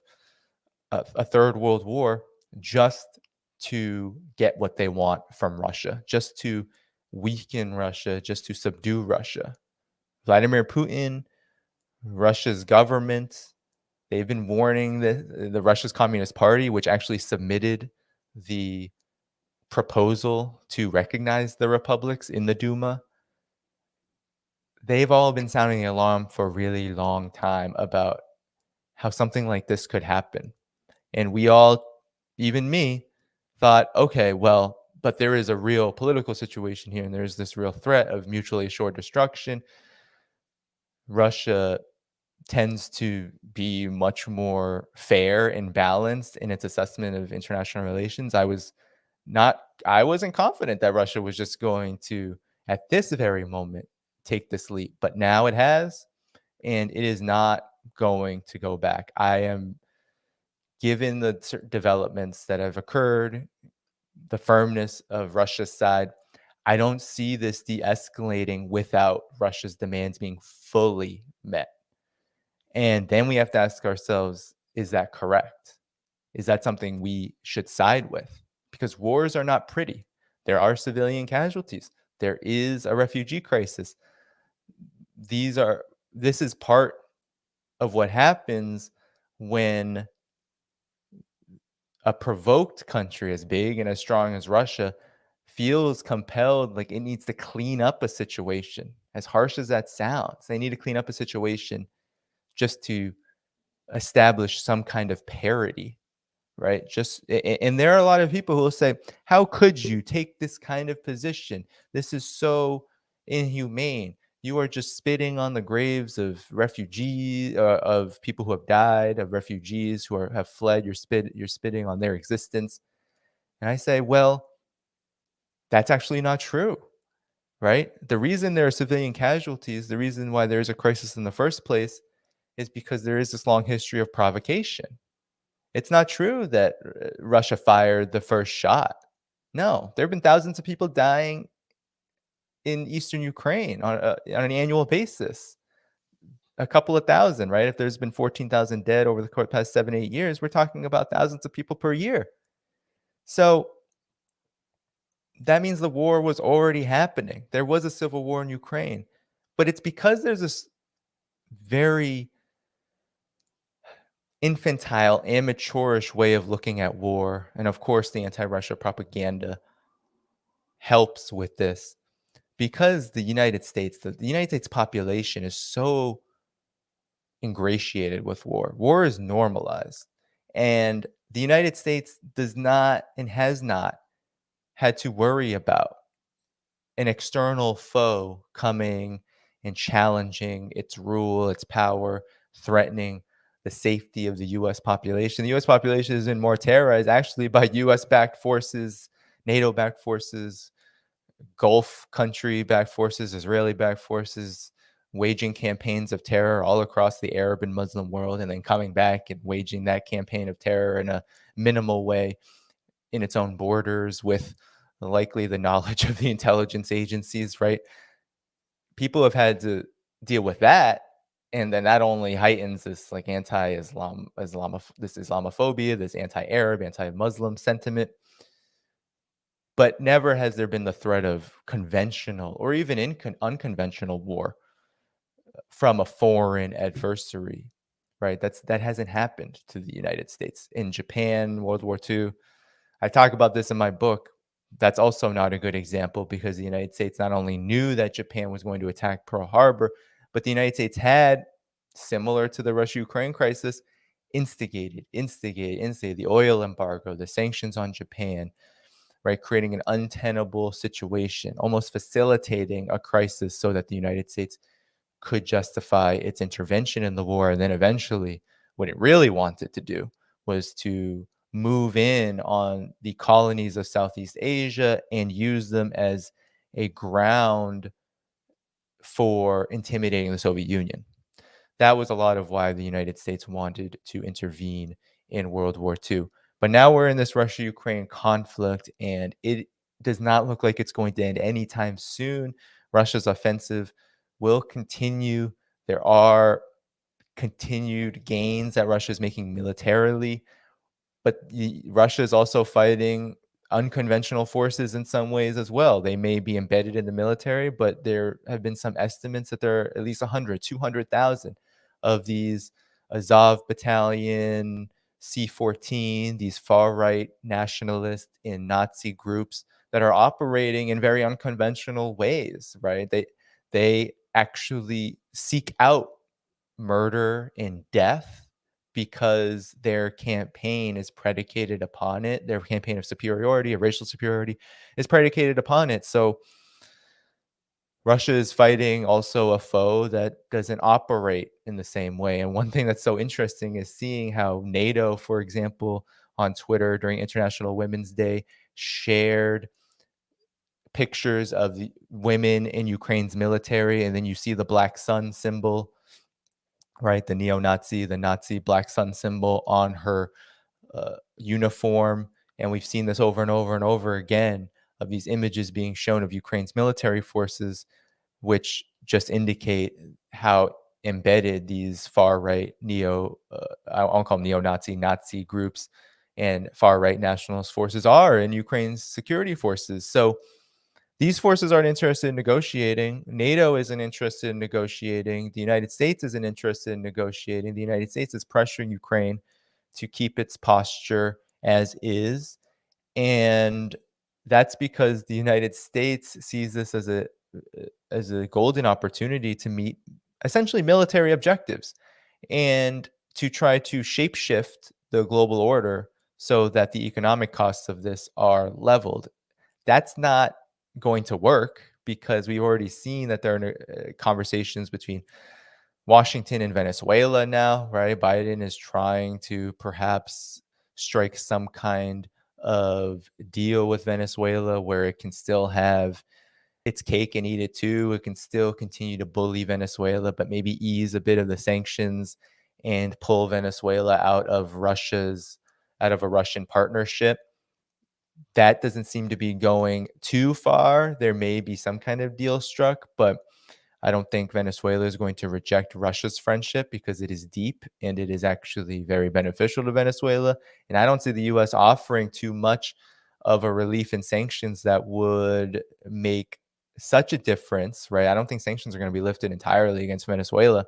And I don't think anything like the nuclear deal with Iran is going to be completely reinstated. So whatever half measures the US will offer, I don't think that's going to pull Iran and especially Iran, but Iran and Venezuela away from Russia in order to help stabilize the US's own economic catastrophe and self-imposed suicide. The energy costs will continue to raise. The cost of living will continue to raise. The sanctions will continue to be very detrimental. And this conflict will continue for the foreseeable future. Now, there are some who believe that this could bankrupt Russia, similar to how the Soviet Union was pulled into a long-term conflict in Afghanistan, this Mujahideen proxy war that the US CIA helped back that lasted, I think it was at least a decade from what I remember. And it had a huge role in weakening the economic status of the Soviet Union. Also, its legitimacy was hurt politically in a very significant way. I don't think that's going to happen here, and I'm going to tell you why. I do believe, right, that this issue has has occurred at a time where the United States is not in the same economic or military position that it once was. And these sanctions, I don't believe, are going to have the same impact as, let's say, funding the Mujahideen to take down the progressive government of Afghanistan. I don't think that these far right forces in Ukraine can really last very long against Russia's military. They may last longer than people think because Russia is holding back as much as it can to not level the society.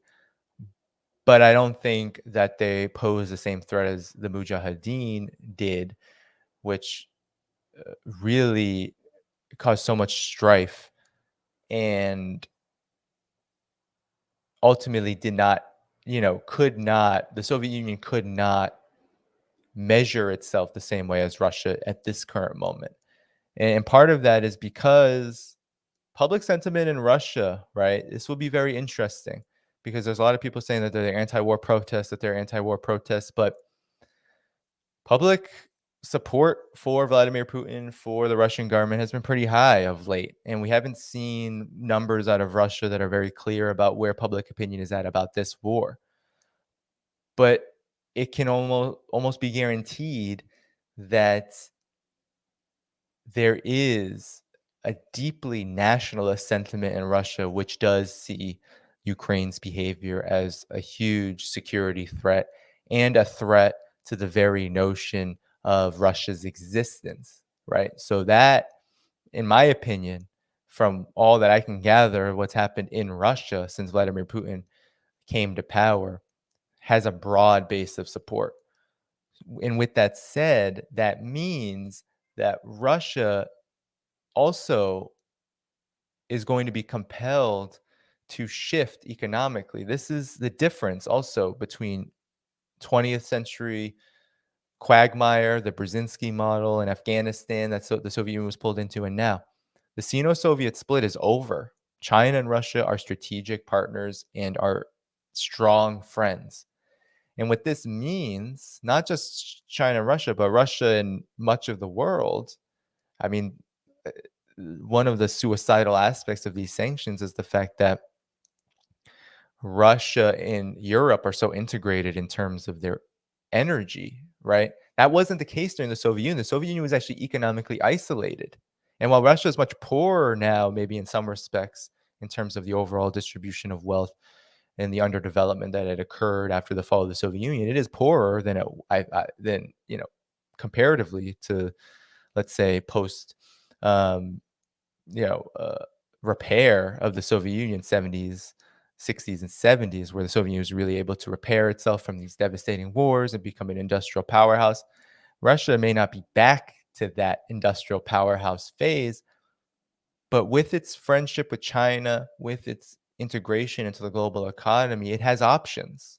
It has options and leverage, I think, in ways that the Soviet Union did not have because of the Sino-Soviet split, because of the universal blockade. That universal blockade may be coming back, but Russia has learned a lesson that when the West hits, you also have to hit back. And so that's why we see things like when Visa and MasterCard decided, okay, we're going to stop operations. Okay, well, then we're going to use China's Union Pay system, and people can then open accounts through China's system with good interest rates, and that will create a different dynamic and make up for some of the shortfall. I also believe that Russia will begin to accelerate the nationalization of other key assets of its economy. That has been an ongoing process in Russia since 2001, since Vladimir Putin came in and on the mandate that Russia will no longer be a weak country. It will no longer be a country that's subservient to anybody, that it will be a country that looks and acts and relates to other countries on the basis of equality. That will continue, and I think that will accelerate. And so there's a lot of talk about the dollar being undermined here, and surely in the short term there's going to be economic, and there is right now, an economic catastrophe building and burgeoning out of this war. But I do believe Russia's options are a lot more broad and a lot more robust than people sometimes understand and will give acknowledgement to. And that's because of all the anti-Russia propaganda. There's a hope that Russia will fall, that Russia will feel starved, that Russia will feel compelled to give up on its pursuit of its demands, end the war, and come to some kind of stalemate that will inevitably not favor Russia. That is over. That's a fantasy. That is not going to happen. We should just throw it out of our consciousness. Russia is not going to capitulate. And now we have to take a position on what that means. We have to be very firm about, okay, where do we stand? Where I stand is I am firmly and forthrightly on the side of opposing and focusing and placing all of our focus on getting NATO and the United States to do their part, which is the principal part, and do their role, which is the principal role, in ending this crisis. I will not put it all completely on Russia to end a war that has been building and has been developing over the course of several years. The United States is still the hegemon. NATO is still an instrument of hegemony, and it has precipitated this crisis. And this was predicted by even now CIA director, former U.S. ambassador to Russia, William Burns, predicted it. George Kennan, the famous American diplomat who literally wrote the containment doctrine that NATO ascribes by, he warned about it, right? So many prominent officials warned about this potentially happening, that Russia was not going to allow its security to be threatened forever. We couldn't have predicted. I couldn't have had a crystal ball. I acknowledge that, yeah, I thought Russia was just going to let this cool off. But there was obviously things happening beneath the surface that none of us outside of the process could have predicted. But now that we know that Russia was taking more seriously these threats to its security than we could have seen in the public face, now it's important for us to take the position. And my position is that the US and NATO need to be dismantled. The US NATO alliance needs to be dismantled. That really is the only path forward for a real and true peace, and that Ukraine needs to also be free of interference from the US and NATO alliance, right? Because Russia's intervention is a byproduct of that interference. So if the US and NATO are are continuously able to shape the political situation in Ukraine, and then that doesn't include Ukraine, it includes Poland, it includes Lithuania, it includes the NATO states, right? That people have come to me. They chose to be in NATO, and I say, well, these states were literally carved out of the fall of the Soviet Union, drawn up by the US and the West. They do not have independent they're independent in name only. They are vassal states, and that's what Ukraine is right now as well, right? There was an intentional push to make these countries vassal states economically and politically to the West after the fall of the Soviet Union. And so that's what they are. So don't come and talk about independence and they made their own decisions. In what world under US hegemony and imperialism is that even a realistic understanding of global affairs? Even countries that have sovereignty, that assert full sovereignty because their political and economic systems are fully and totally against foreign interference, especially colonial and imperialist interference from the United States, Cuba, China, for example, even they have to take into account the global situation. They can't just make any decision that they want in their minds. We talked about this in the stream a bit. They have to take into account the global reality, the balance of forces. So that inevitably means, for example, making compromises, understanding when to survive, when to kind of hold back, when to retreat, and when to go on the offensive. And so Russia is no different from this because Russia has attempted to assert sovereignty in the face of these threats, in the face of these threats from NATO, from the United States, the economic, political, military warfare, aggression that's been happening all around it. But inevitably, there are times when you retreat, there are times when you just do what you can do to keep a peaceful situation peaceful. And there are times when you go on the offensive. So that is where we're at now. Russia said this is the move. We have to go on the offensive. We are going to go on the offensive. We want to go on the offensive because these demands that we have are too important to let go at this very moment. And while we can dislike war and we can dislike the war, we can dislike the casualties, we can feel that on an emotional level, and we don't sign off on that. However, we also have to understand that we don't understand the full situation. We're not on the ground. We are not on the battlefield. We don't understand what it's like to have a neighbor that is a highly militarized vassal state of the United States that has embedded these far right forces into its security apparatus. We can't really understand what that feels like. If we're revolutionaries, however, we can a little bit understand what that feels like because we live in a police state, we live in a militarist state, and we understand that our principal enemy is that of our own government, and that in this intervention, that has to remain the same. That the US government, NATO, that alliance, it's still the principal enemy of humanity, and that Russia is responding to this principal enemy of humanity. That's what it's doing. It has been very clear from the very beginning. And so everyone wants to have their subjective opinions because of all the propaganda, the new Cold War propaganda, Vladimir Putin this, Russia's doing that.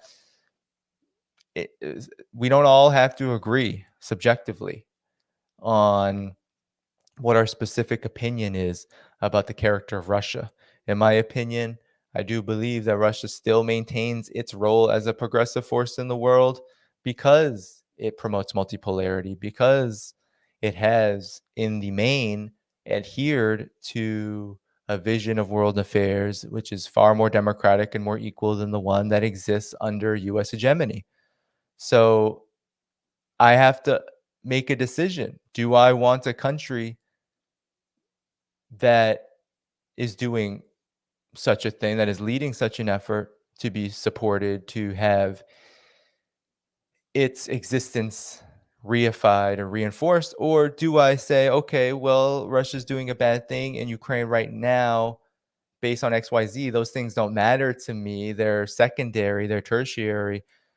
They don't justify it. So, no, Russia needs to stop. And I can also be against NATO. Is that the position that we take? To me, I don't think that that position really exists in the real world, because if we go to all the both sides badism, all sides are bad, right? I'm sure there are some out there who say, oh, well, you can say Ukraine's military is a negative force, counter-revolutionary force. You can say that Russia's military operation is a counter-revolutionary operation. And you can say the United States is at the root of it. You can say all those things and you can be correct. The problem with being correct here, the problem with saying, okay, well, all sides are bad, is that it leaves us in a position where we have no stake in the overall situation. We have essentially decoupled ourselves from reality.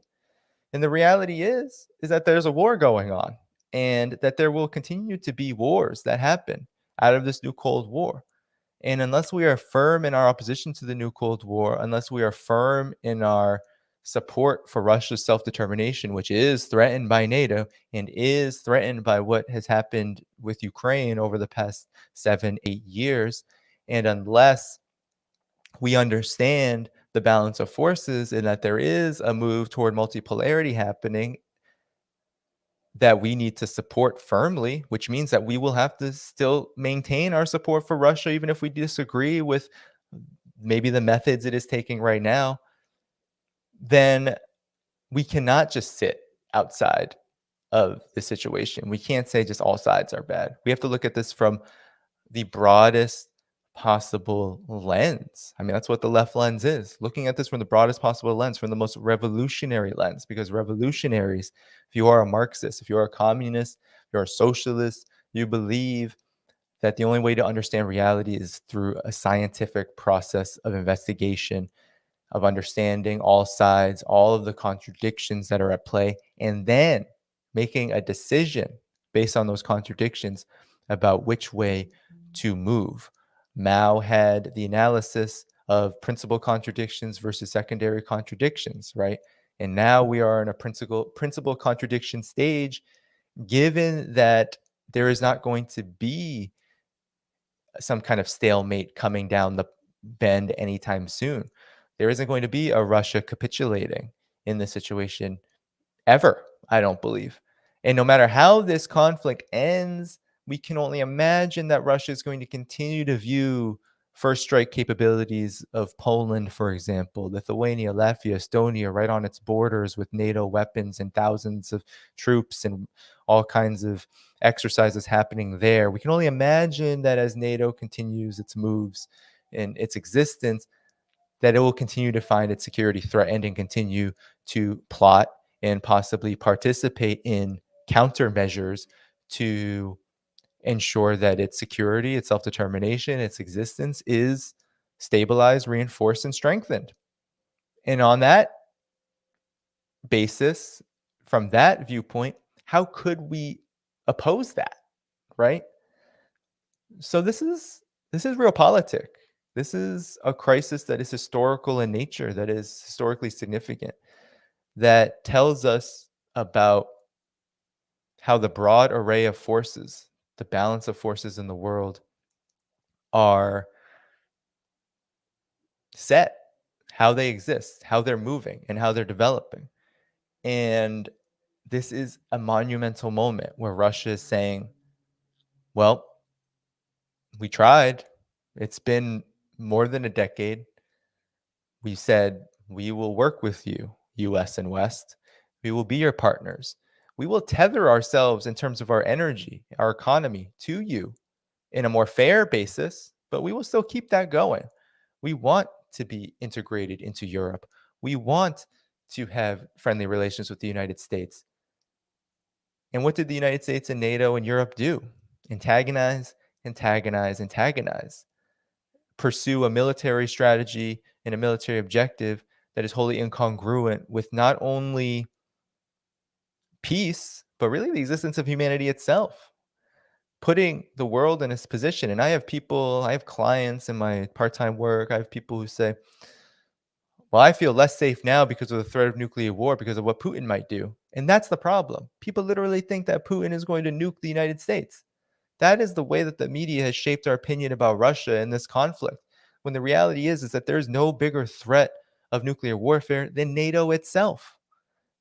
The United States itself has a proven record of using nuclear weapons, using biological weapons, using chemical weapons, using any means at its disposal to get what it wants. Has threatened this many times, has threatened China with nuclear war, threatened Korea with nuclear war, right? Even after it using 2 atomic bombs on Japan. This is the reality. You have people who believe Russia is going to do that to us when Russia is being surrounded by a country that has a proven record of doing this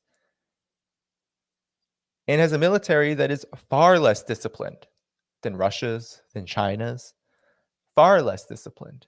The United States military makes mistakes all the time. The United States military crashes its planes in the South China Sea into its own warships, creating potentially incredible consequences for the environment and for people, right? The United States military is not a disciplined military. It is a military that simply expands, takes orders, pumped full of money, only then to contract that money out and then do everything on the cheap. It is rife with mercenary forces, private contractors that are not accountable to anyone but the profit motive, joint special operations forces, which go around as mercenary forces terrorizing people all over the world, in Yemen, in Somalia, in Afghanistan, right? I think 70% of the world's countries are rife with these special operations forces, raping, terrorizing, pillaging. I mean, that's not a disciplined military force. That is intentionally about just maximizing the rate of pain and suffering that you can impose in order to keep power and dominance. That's not what Russia's military has done since the fall of the Soviet Union, let alone the Soviet Union. That was never the military character of Russian society.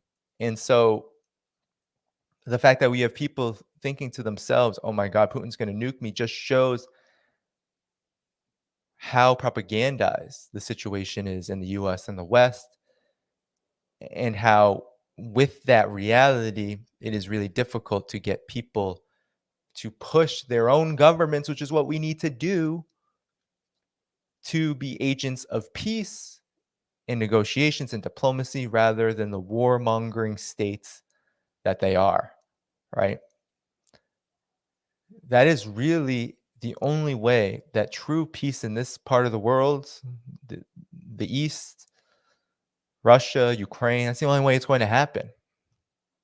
So I'm not going to put that all on Russia. Russia will continue, based on how I've seen developments occur, these peace talks continue to fall through because Russia is saying, here's what we have on the table, here's what we want, and Ukraine says no. There's always something that Ukraine is saying no to, of course, with US help. But that's neither here nor there. What is important is to understand how these balance of forces do compel us to take a position. And the position should be, we support multipolarity and we support a real lasting peace that includes the United States and NATO and Ukraine being good faith actors in an untenable situation that risks it all, right? Because if it's not here, it is the overall situation that will build up and build up and build up to the point where, yeah, this kind of confrontation is really just the beginning if it's allowed to continue on in this way. So in conclusion, because I'll end in the next 2 minutes and then go to some announcements, this is a watershed moment in history. We are at a watershed moment in history. We're at one of these inflection points in geopolitics, in world politics, in the state of imperialism as a world system. where things can't go on in the old way anymore. And this was inevitable. This was developing. China's rise as a socialist power, Russia's rise as a multipolar country, as a country that is asserting its sovereignty, their partnership, this development of a multipolar world as a whole. The US is flailing economic capitalist system, stagnation, austerity, the incapacity to even sand down or shave off the sharpest points of its contradictions, right? This kind of spiral, this race to the bottom that this world capitalist system is on, and this investment, this insatiable lust for endless war, which is driven by that crisis, as well as just the profitability of war itself, continuing to lace together and sow the seeds of more and more crises, more and more political crises, of legitimacy, of war, and then also the economic crises of collapse, of the cyclical collapses, and then, of course, the permanent state of stagnation that I mentioned, which is part of this military buildup. The military buildup not only intensifies that stagnation because it is massive investment in something that doesn't always breed broad returns for everybody. It breeds for all of the capitalists. It breeds only returns for a certain section, military industrial complex, and maybe, just maybe, the fossil fuels, but not everybody, and finance too. But it does not lead to economic health, right? It doesn't. It cannot stabilize the capital system anymore. War used to do that. Build up the industry, build up the industry. You can then pursue new markets. But Lenin's vision of imperialism, his theory of imperialism, the world has been divided. The world is now in a situation where there's a process of struggle over how that world will be governed rather than how it will be divided. And this is critically important. And then you have the situation where, to get into Marxist economic theory, profitability sinks when you constantly have to invest more and more and more, especially in this low grade technology, in this technology war.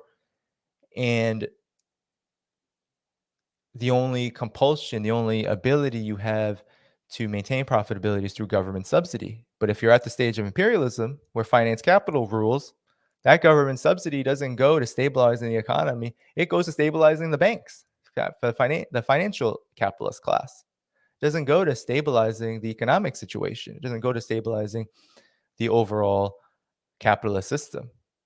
And that's just objective. That's not a subject. That's not just, oh, something thought about in the heads of these capitalists. No, that is inevitable. If you have finance, if you have banks, you have insurance companies, if you have lenders and debtors, these creditors, right, ruling. And that's the overall development. That's how capitalism develops. And we're at, as Ben said, and as Carlos said, we're at this phase of imperialism. It's a stage, a phase within the stage of imperialism, where it truly is a potential end game. But the game can last quite a while if we're in the situation where we can't take a position on what is the reality of issues like this conflict. We have to take it all into account, and we have to keep a cool head. We have to, right? We have to control what we can control. What we can control is building a movement to push for a real lasting solution for peace, not supporting for US interference against Russia, which is hurting us, right? We're going to be paying astronomically for sanctions as tight as the ones that exist against Russia. It's not just Russians who will pay. It's not just the world economy that will pay. It's also us, and it's happening. So with that said, we have to, of course, go with the position of a lasting peace that takes into account the role of our governments in the West, the United States in particular, NATO in particular. If there is no demand to abolish NATO, to pull back NATO, and to push the United States to stop its interference in this region, then there will be no peace, and Russia will continue to move forward, regardless of what you think of it. For me, I understand it. I understand the compulsion. I understand that the East, where Russia is located, Eurasia, that part of Eurasia, that's Russian territory. I mean, not all of it is Russian, but it is in Russia's purview. It is in its security milieu. The United States, that's not, the United States has no right to be there. NATO has no right to be there. No right.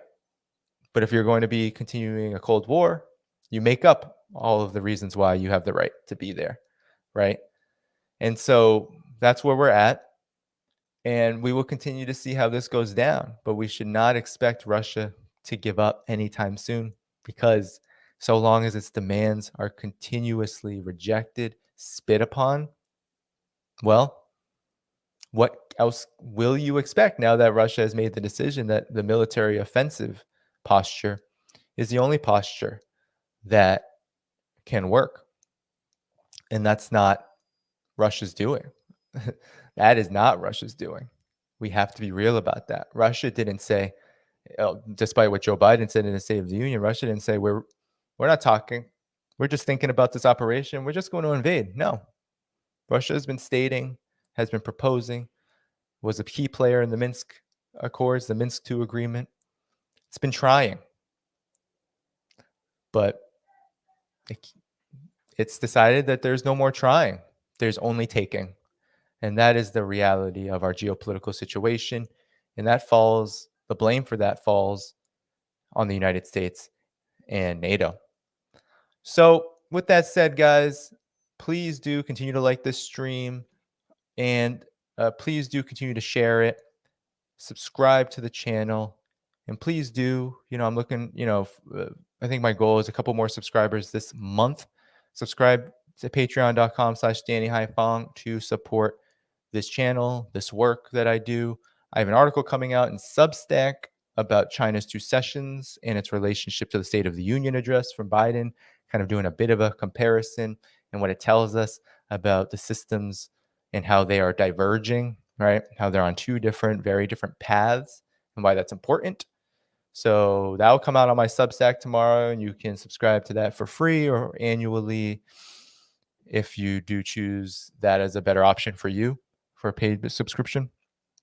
So that's coming out tomorrow. I'm trying to keep up the weekly. So I'm trying to do at least a weekly stream here and a weekly article. It's a lot of work.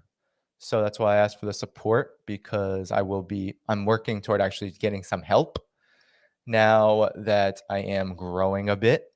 So I need some help. I saw people say, "Oh, we need moderating in the chat." I need some help. So that's one thing I'm pursuing as well. So yeah, if you can support this work, patreon.com/Danny Haiphong. Got an article coming out tomorrow. In terms of streaming, I'll definitely have another date as soon as I know more about my schedule. I'm also going to be speaking with Hamilton Coalition to Stop the War on Monday. There's going to be an event. Actually, I can share that. I would like to share that with you all, if possible. So hold on one second before you go, because I think it's an important event too. So there's the 19th event, which is already in the description. Okay. And then I'm also participating in this event for Hamilton Coalition to Stop the War. I'm going to be on a panel with people like Sarah Flounders, Canadian activists. And so I want to, it's just a poster for now. So there's not, but there, let me see. Okay, here we go. I'm going to send the registration link to the chat here. So I'm going to be speaking at this. So please do copy and paste that. Make sure you register for that as well, because we are going to have a good conversation. My particular talk will be on Russia's perspective. I know I've talked about that a lot on here, but this will have a range of issues to discuss, Canada's role and whatnot. So it should be a really good discussion. So do register for that as well. And Friends of Socialist China, the event on China, Latin America, socialism on the front lines, definitely register for that in the description. So yeah, guys, I should go. I have an appointment at 3 p.m. Eastern, so I got to get ready for that. But with that said, I'll clip this. I'll clip some things from the guests, and then I'll probably clip my own segment here. So for those who did not see it and don't want to watch the whole thing all the way through, expect clips later. And before you leave, like the stream, subscribe to the channel, hit the bell for notifications. And of course, if you can support me, that would be great. Please do support me at patreon.com/Danny Haiphong. That is the best way to support this work, this channel, for any amount. I am working towards getting some more support. So any assistance that you can provide will be helpful. Thanks so much, comrades, supporters, followers, everyone who comes here. We are growing, and that's great because I am doing this more consistently. So I'm trying to keep it up with what's manageable and what is useful, because I do think that given all that's going on, we have to have more commentary, more political education that is more solid, that does focus on the roots of the issues, that does take into account the contradictions, that looks at the economic, political, and the entire picture. We have to have that. We have to have a real leftist perspective. We can't have these born yesterday leftists dictating the discourse. We can't have people who are willing to say things like, well, throw out that NATO stuff, throw out that imperialism stuff when the United States does it. Now Russia's doing it, so we need to oppose that. We can't have that in this movement anymore. The stakes are way too high. The developments are too complex. The balance of forces are too clear. There's no time for this amateurish pontificating. We have to get down to the real work, and the real work of anti-imperialism, the real work of socialist struggle, the real work of understanding this empire for what it is and understanding its principal role in all of these issues that we talk about: foreign policy, economy, climate change, etc. We have to put that forward, and we have to build a strong, solid ideological peace movement that is willing to take the risks necessary to bring this situation forward, to ensure that progress, that peace, that socialism remain part of the legacy and the story of the United States' political movements. We can't cede that ground. And there's a lot of people who are so fed up. And I've been here. We all get these thoughts. So fed up, forget about it, right? I have people in China who are like, just not people in China tell me this, but I have connections in China who are like, maybe you'd be happier there. But my commitment is here, because I do believe, I will never say, as much as I understand and I know that yes, China and to some degree Russia and this multipolar world, yeah, those progressive forces will lead the way, and certainly they don't need the United States and the West to chart their course forward. But the world does indeed need the United States and its Western allies to change significantly if these projects are going to have the rapid pace of success needed to take on some of these challenges. We can't just discount the US and the Western world and say, oh, they're lost causes. They're just fascism. It's over, right? No matter how much we see how dire the situation is, we also have to keep that revolutionary optimism and understand that change, that struggle, that class struggle is not for the faint of heart. It's for people who are willing to be in this for the long haul and understand that it's not just the subjective forces, the will to do such a thing, that causes change. It's also the objective situation. And this objective situation is not guaranteed. There's no guarantee that the United States and the West can go on in this same way. And so we have to be ready to seize the time. We have to be ready for those who are organizers to organize, for those who are agitators to agitate, for those who are educators to educate, for those who are media workers to do their media work, and to get on board this revolutionary struggle. So with that said, comrades, everybody, supporters, peace out. please do continue to like the stream before you leave. If you haven't yet, subscribe to the channel. If you haven't yet, hit the bell if you haven't yet, and subscribe to my Patreon at patreon.com/Danny Haiphong to support this work. All right, guys. Peace.